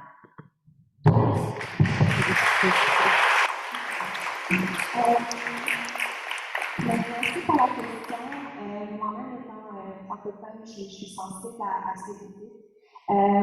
J'ai choisi de faire campagne dans les deux langues parce que pour moi, c'est vraiment pour être le plus inclusif possible parce que c'est la réalité de Notre-Dame-de-Grâce où il y a des gens qui ici parlent anglais, parlent aussi français, il y en a qui parlent seulement anglais, puis quand on est des politiques, pour moi, c'était la décision de l'exprimer à la fois en français, toujours en premier, et ensuite en anglais pour que le plus de gens possible puissent comprendre le Québec solidaire. Si ça fait Québec solidaire à cœur la protection de la langue française, c'est la langue commune au Québec, donc c'est très important pour nous. Donc, on a voté en effet pour la loi 96 avec certaines nuances. On croit que certaines choses vont trop loin. Dans la loi 96, comme le 6 mois par exemple, on voudrait abolir cette clause-là. Et aussi le fait que la loi 96 n'adresse pas du tout les langues autochtones. Ça, pour nous, c'est très décevant parce que c'est des langues qui pourraient disparaître dans les prochaines années. Mais c'est certain que, donc, en tant que francophone, qui est ici à Concordia en anglais, qui essaye le plus possible d'être le plus inclusif de tout le monde, je fais des gros efforts vraiment pour aller rejoindre les gens. J'ai une grande ouverture, peu importe la langue dans laquelle qu'on utilise pour me parler. Je vais toujours faire preuve de grande ouverture, mais je suis sensible à ce que vous dites en tant que francophone. Je prends une réaction sur 30 secondes et ensuite il faut qu'on passe à la question suivante. Vous avez nous développer. Ben oui, j'ai joué au football, je ne sais pas c'est quoi la connexion avec, en train de parler français, mais vous m'avez vu ce soir en train de parler en français. En tant que Québécois, je crois qu'on devrait être sensible au fait qu'il y a des gens qui vont parler anglais, français. Ma fille est aussi italienne, j'ai un nom hindou, et c'est la nature de la réalité québécoise. Et le fait que j'ai parlé en anglais ainsi qu'en français ne diminue pas la langue française. Et je pense qu'on devrait plus être accommodant et comprendre que parler plusieurs langues, c'est une richesse ici au Québec. Merci. Nous allons passer à la personne suivante qui est Carmela. Bonsoir. Mentionnez-nous d'entrée de jeu à qui s'adresse la question, s'il vous plaît. Alors, mon nom est Carmela. Et il faut dire que la discussion ce soir, malgré l'acoustique qui est terrible, m'a inspiré de beaucoup de questions. Mais je vais rester avec la question avec qui je suis arrivée. J'aimerais savoir qu'est-ce que les partis différents, musulmans par exemple, il faut que je décide. Désignez deux, madame, pour poser la question. Disons libéral et green. Okay. Donc, qu'est-ce que vous planifiez faire qu'on a appris basé sur le Covid, sur la situation de ventilation dans les écoles qui a contribué à problème? Et l'autre n'est pas seulement Covid, mais on a commencé la discussion qu'on hésite de changer le plan d'investir plus d'argent à home care than on retirement homes. Nobody mentioned that, but it seems to me this might be the future. I was following retirement homes before I came to Canada, and I could see that they're not ideal, they're never very ideal. But now, okay, so two questions. Ventilation in schools, or at least let's keep the classroom. And the other thing would be, how do you solve the dilemma between retirement homes and home care? Ça, ce sont deux questions en fait, mais d'accord. Vous avez décidé. Écoute. All based on what is not on COVID. I was always sick, my grandkids were. On va répondre à vos questions. Vous avez désigné les candidats. Merci. OK, donc deux très, très bonnes questions. Puis en fait, au niveau de la ventilation dans les écoles, je pense que oui, effectivement, durant la COVID, on aurait dû installer plus de ventilation, on aurait dû mettre des purificateurs d'air. J'ai moi-même appelé pour la démission du ministre de l'Éducation parce qu'il bloquait dans ce dossier-là.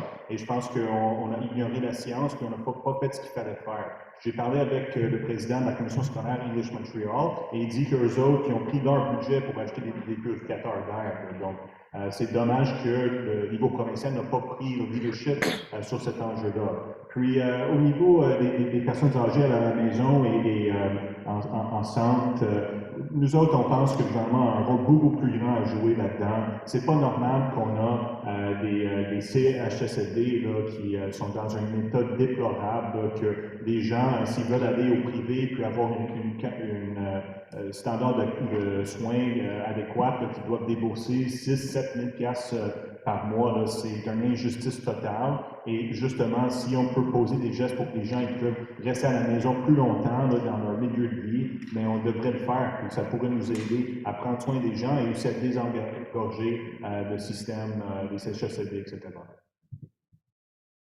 Donc, je vais prendre la première partie en français, parce que vous n'avez pas posé en français. Donc, nous, on prévoit un investissement de 4 milliards de dollars pour faire des investissements dans les infrastructures des écoles primaires et secondaires, dont la qualité d'air, mais entre autres, c'est vraiment honteux, la situation avec nos écoles publiques au Québec. Alors, on prévoit un grand investissement là-dedans, de 4 millions de dollars pour adresser ça, pour s'attaquer à ce problème-là, je devrais dire. In terms of senior homes, so as I mentioned, for seniors who are able and wanting to stay at home, $2,000 per person over 70 years and over, annually. I think we have it, again, the elephant that's not in the room, the CAC that is not here. The CAC's record on the pandemic is deplorable, particularly with respect to seniors. I was living in British Columbia when there was the pandemic outbreak, and I rushed back to Montreal to keep my mother in her home and her support her there.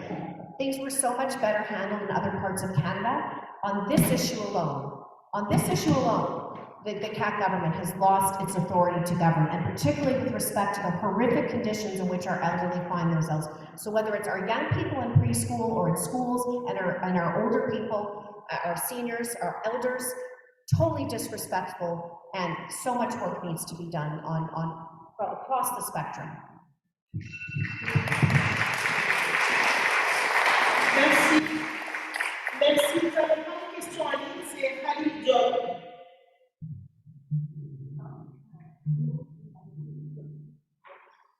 Donc, Monsieur Diop n'est pas présent, donc ce sera Stéphanie Laurence qui est dans la salle.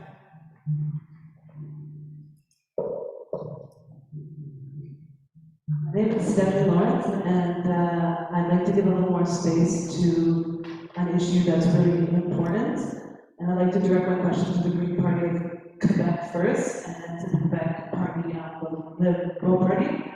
I'd like to ask if elected, how do you support sustainability initiatives across the province for the environment? Perfect, thank you. That's a very good and appropriate question for the Green Party. So as I mentioned before, we're talking about a $500 billion investment in the environment and in the energy transition. We want to achieve carbon neutrality by the year 2035. We want a degrowth policy for the car industry. And every worker that's displaced by this degrowth policy is given a job guarantee in the energy transition. There's so many things that we need to do for the environment. I myself am president of the Lake Association in the Laurentians, and we're facing these issues with invasive species of plants, with pollution from animal agriculture, and we have virtually no support from the provincial government to take care of these issues. The budget for the Ministry of Environment right now is only 1.5% of Quebec's total budget. Our priorities are completely misplaced. We're destroying the environment, we're cutting down forests, we're even draining lakes in northern Quebec for mines and all sorts of things. So we need to have a much stronger vision. We need to be able to spend the money. And I know that it's expensive, and I know that it's going to cost debt for Quebec, but if we have to choose between leaving future generations with an environmental debt or a financial debt, I will always choose the financial debt, because there's no way to repair the environmental destruction once it's already happened. Thank you. The alternative is you could have a government that's choosing to put us into both ecological and economic debt. The CAQ government is stealing from our youth's future, both on the environment and refusing to meet its climate targets, as pale as their own targets are. But they're also pillaging the Fonds des Générations that was set up under the Liberals that is meant for future generations. So they are drawing that down. They're drawing down the environment. They're drawing down. So worst case, we have this worst case scenario. So as mentioned, we have a $100 billion plan in private and public investments to be leaders in the world in the green economy, specifically with Projet Éco, which is about the economy and ecology. This is one of the big reasons I signed up, because we need bold, ambitious action on climate change. Yes, individual action, yes, municipal action, but we need macro action, because we have wasted too many decades in planetary procrastination, running out the clock on climate change. And now we're left with more difficult decisions, but it has to be a projet de société, so we can't be throwing folks under the bus in terms of meeting our climate targets. Dominique Anglade said if she's Première Ministre du Québec, she would be responsible for climate targets. She would be the point person on that. She has talked about a Quebec. We could be leaders in the world and achieve the triple bottom line, which is economic, social, and environmental. Merci. I asked for the concrete plans from the Quebec Liberal Party, and I only heard it from the Green Party. Honestly, we have a very detailed plan, and I would invite you to go see Projet Éco. I will give you my QR code. Very detailed plan on exactly how to achieve carbon neutrality by 2050. Please in future try to speak to that and allow a bit more space for that. I appreciate the feedback. Thank you. Merci pour les commentaires. Green Party Quebec. La prochaine personne, c'est Nancy.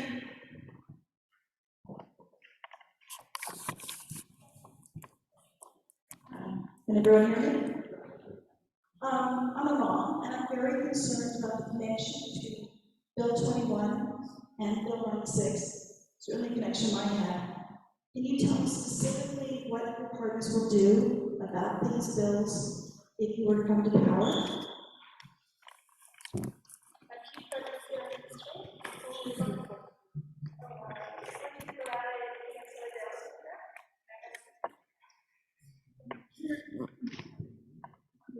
You mind if I go into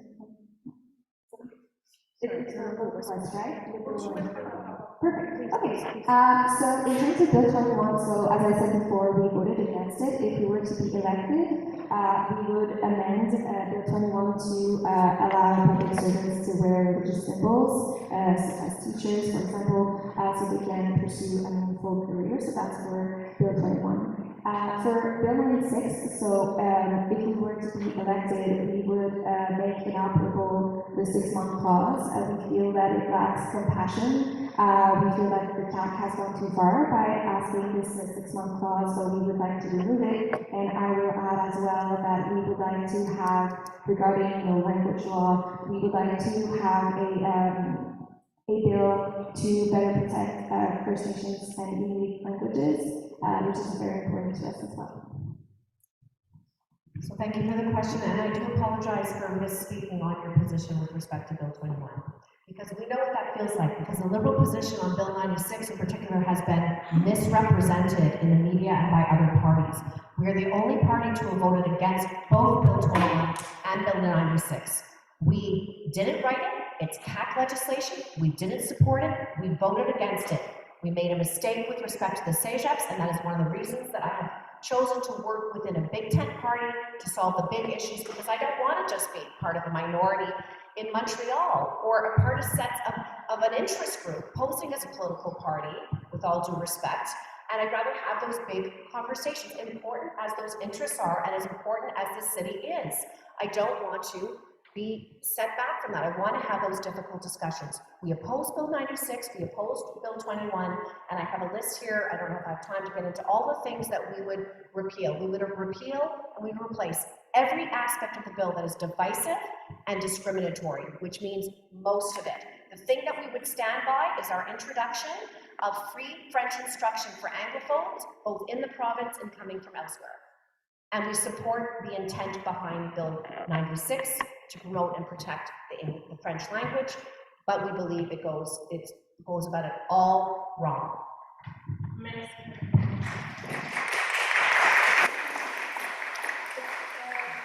Le Parti vert du Québec, supérieur, Merci. Donc, the Green Party of Quebec is completely opposed to both of these bills. And one of the first things I did as leader of the Green Party when I was elected in 2013 was to implement a party line against the Charter of Quebec values. And our thinking at the time was that just because other parties are actively promoting discrimination doesn't change anything for the Green Party. We need to stick to our values of inclusion. We've had enough of this right-wing nationalism from the Parti Québécois and from the CAC. We need to build a more inclusive Quebec, and we're committed to that, and we'll always be frontline allies of the different communities that make up this province. Thank you.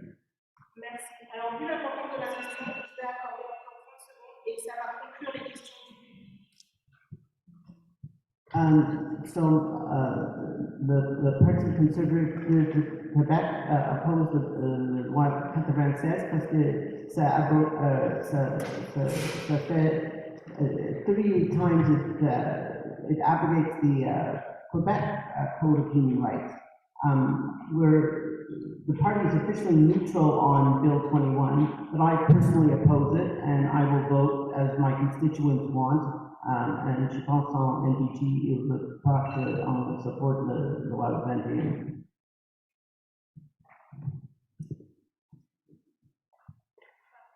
Merci. Donc maintenant,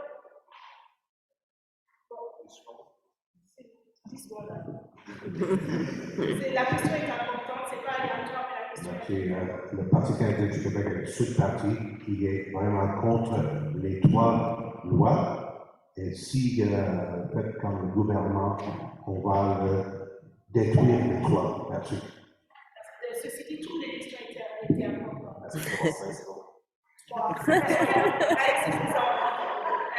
I really don't know why the Canadian Party of Quebec always says that. We're the only party against Bill 21, 96, and 40.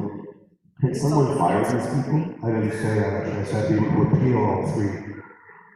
Which is nothing, if nobody else has said that, they've also been amended, change it. Vous avez votre temps de parole. Let's read. So now that the debate is over, we start debating. But on that note, thank you for the warm welcome.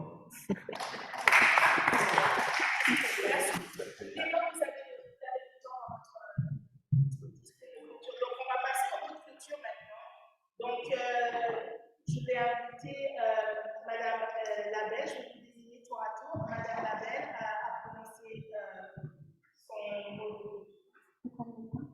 Vous avez 2 minutes 30.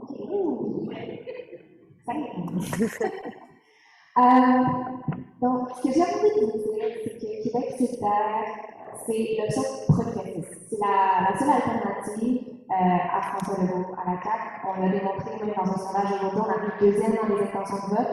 On est le parti en tête pour ce qui est du parti que les gens voient comme étant l'opposition officielle. À Québec solidaire, we're progressive. For real. I know the Liberal Party says Progressive Center, or use their slogan, we're progressive for real at Quebec solidaire. We presented a very ambitious and credible climate plan called Vision 2030. We want to reduce GHG emissions by 55% d'ici 2030. Et pour y arriver, on veut s'attaquer au secteur. Le seul secteur dont les émissions de gaz à effet de serre sont en augmentation depuis des dernières années, et c'est le secteur des transports. Donc pour nous, c'est très important de miser sur à la fois le transport en commun, ici à Montréal, à NDG, avoir un autobus SRT qui va de haut en bas de Gravité pour aller vers le nord, on veut avoir un train qui passerait pour aller jusqu'à Dorval, donc des initiatives locales, mais aussi il faut penser à l'échelle de la province, à avoir du transport interrégional, parce que si on veut réellement diminuer les émissions de gaz à effet de serre en matière de transport, il faut s'assurer que les gens aient des alternatives pour laisser la voiture à la maison et ce, partout au Québec. J'ai parlé de la hausse du coût de la vie ici un peu plus tôt. C'est un enjeu très important. On a plusieurs propositions en lien avec la hausse du coût de la vie. C'est quelque chose qui est très important pour l'ensemble de la population, mais certainement pour réduire les inégalités sociales et économiques. Et je terminerai aussi en parlant de soins de santé. Je n'ai pas eu la chance d'en parler ce soir, mais les soins de santé de proximité sont très importants pour Québec solidaire. On veut revaloriser nos CLSC. On a la chance d'avoir un réseau qui est déployé partout au Québec. On en a un ici dans NDG. On veut pouvoir avoir des CLSC qui sont ouverts tous les jours et s'assurer au fond que tout ce qu'on nous dit depuis des années, là, vous aurez un médecin de famille, inquiétez-vous pas, on va réduire le temps d'attente à l'urgence, toutes ces promesses brisées par le Parti libéral, par la CAQ, tous les gouvernements passés, nous on veut miser sur ce qui existe déjà et valoriser les professions qu'on a, les gens qu'on a, notre première ligne, on a des gens dévoués, compétents, il faut investir dans ces personnes-là, il faut croire en eux, et il faut investir dans les infrastructures qui existent déjà. Merci. Monsieur Eappen, s'il vous plaît.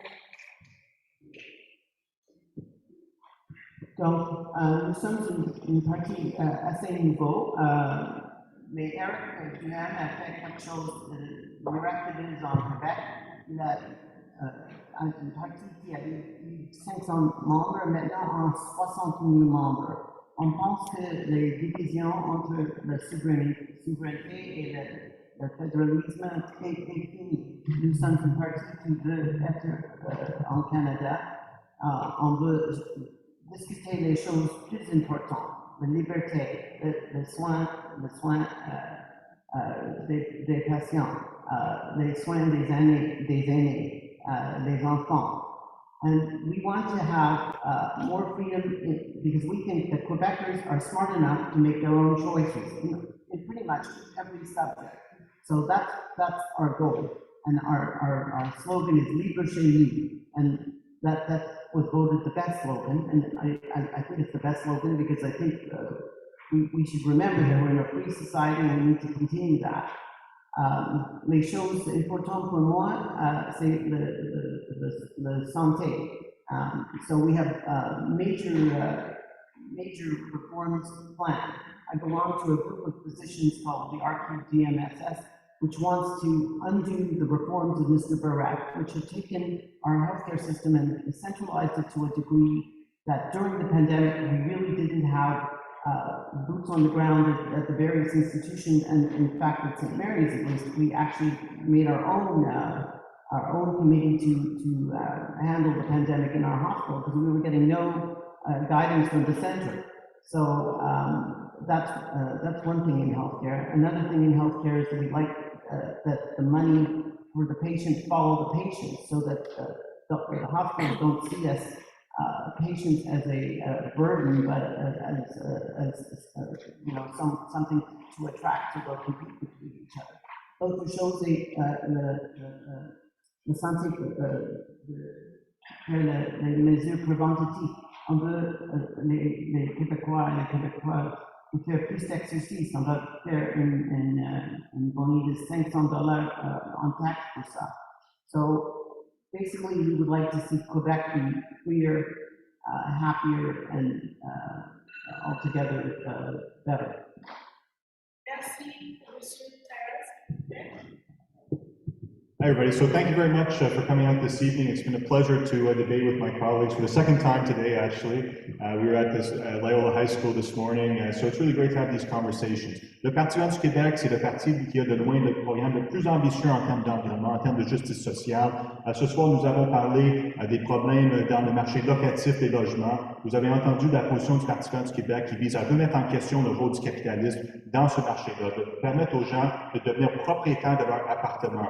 Quelque chose qui est un rêve qui est presque impossible pour toute une génération de gens.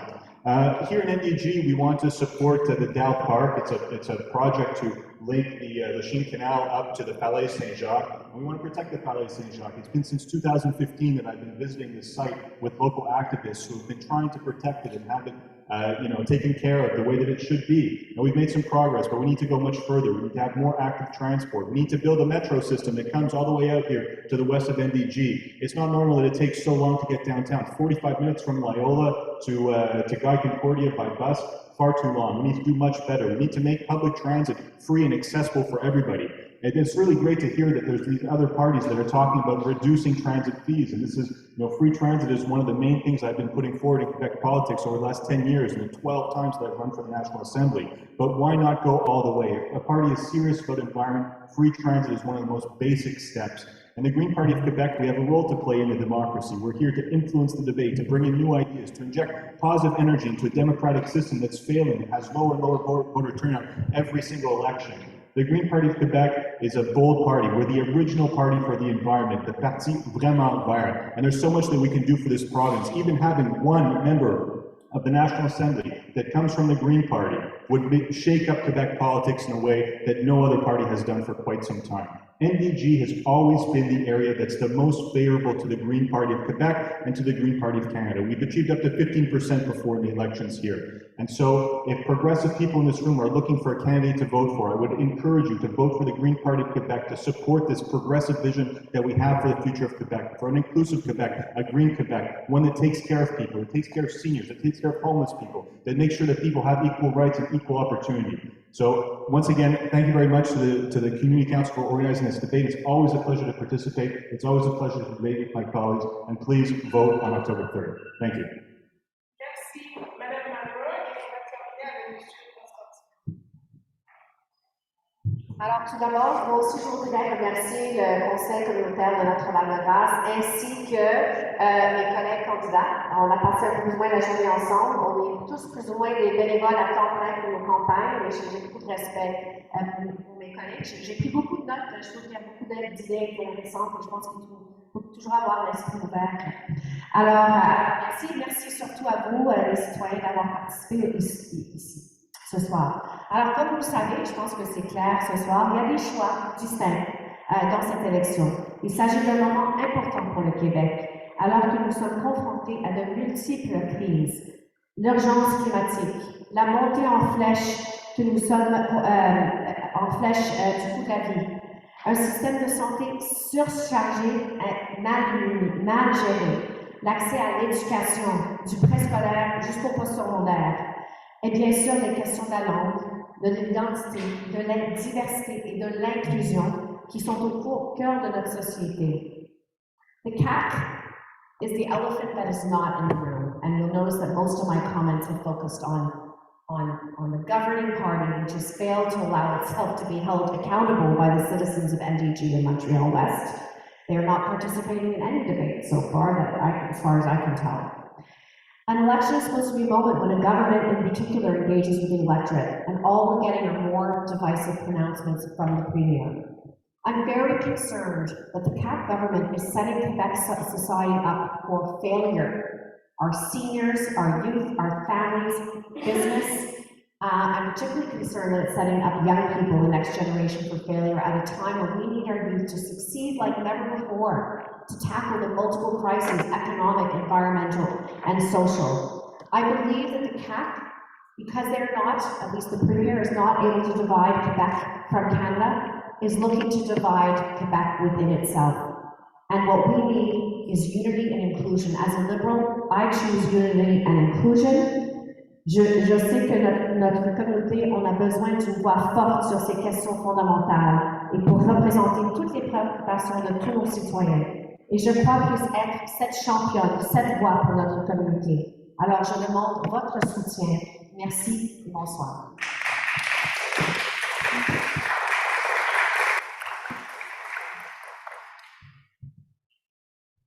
Alors, dans tout ça, qu'est-ce qui me concerne? Ce qui me concerne, la société divisée où nos droits sont attaqués chaque jour, et M. Legault dit, ils continueront.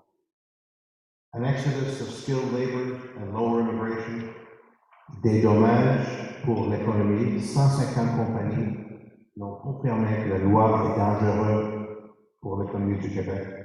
Une crise dans notre système de santé et médical et les infirmières qui partiront, les entreprises qui partiront, a provincial government that increasingly isolates itself from the rest of the country and in fact the world. Les cultures des peuples autochtones désabusées. Les gens, les citoyens qui doivent choisir entre les convictions religieuses et leur travail. We can talk endlessly about how much of our money we're going to spend on ourselves and where it's going to be spent. But at the end of the day, what makes Canada and what makes Quebec a unique and desirable place to be in the top rankings of the world is the fact that we respect the rule of law and we recognize that our rights, they're not negotiable and they're not discretionary. We built a country over the decades that is unsurpassed and the envy of many around the world. And our values are not enshrined by the pen of one man in a small group of elites. It's enshrined in our Constitution, it's enshrined in our Charter of Rights and Freedoms, and those are not negotiable either. And we have to defend it from autocrats. Very importantly in democracy is the role of the opposition party. The role is to stand guard and to challenge the government and to hold them to account on a daily basis. So what are the official parties of the opposition here? It turns out that the Liberal Party actually supported Bill 96 on multiple readings and proposed amendments that further burden the educational system. We're a party that believes that the Charter of Rights and Freedoms needs to be reinstilled and supported, that equality, bilingualism are assets in a country that must be defended. And while there are many issues at the local level, these fundamental issues spell the ruin of Quebec unless these three laws are repealed in their entirety immediately. Thank you.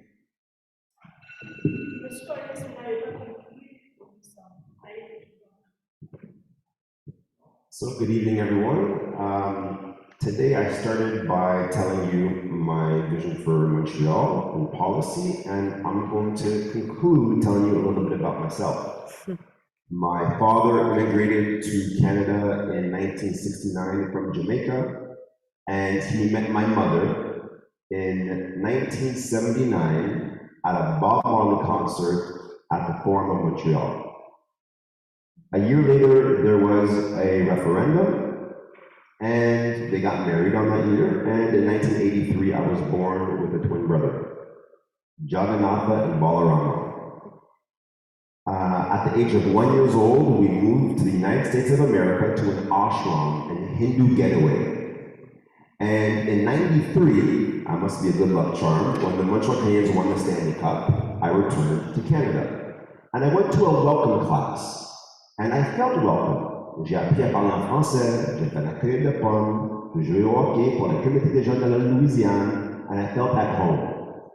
But the more I started to engage in my society, the more they said, hey, you spoke English. Your name is different. You played football and you speak English? I'm not voting for you. You spoke English in the hallways? Very, very bad. And now, when we fast forward, all these years later, the government is doing the same thing. Whether it's language, whether it's religion, if you're anything on the outside, you're viewed as different than. I've invested a life as a coach, as a teacher, as a father. I went to McGill Law because I was a teacher and I saw that there was no resources in my classroom. And I've dedicated my life to politics and making our world more inclusive. And Montreal, a home.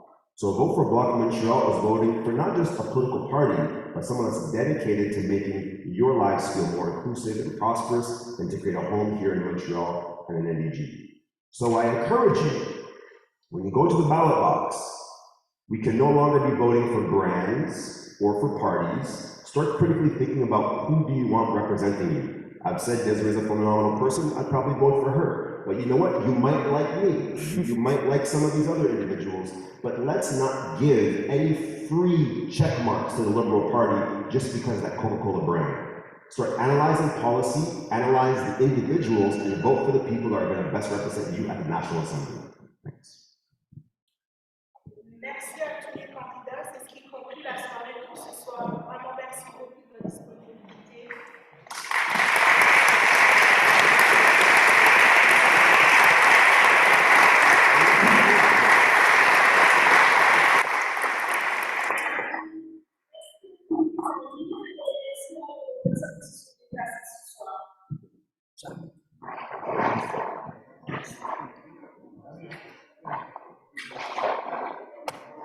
So thank you.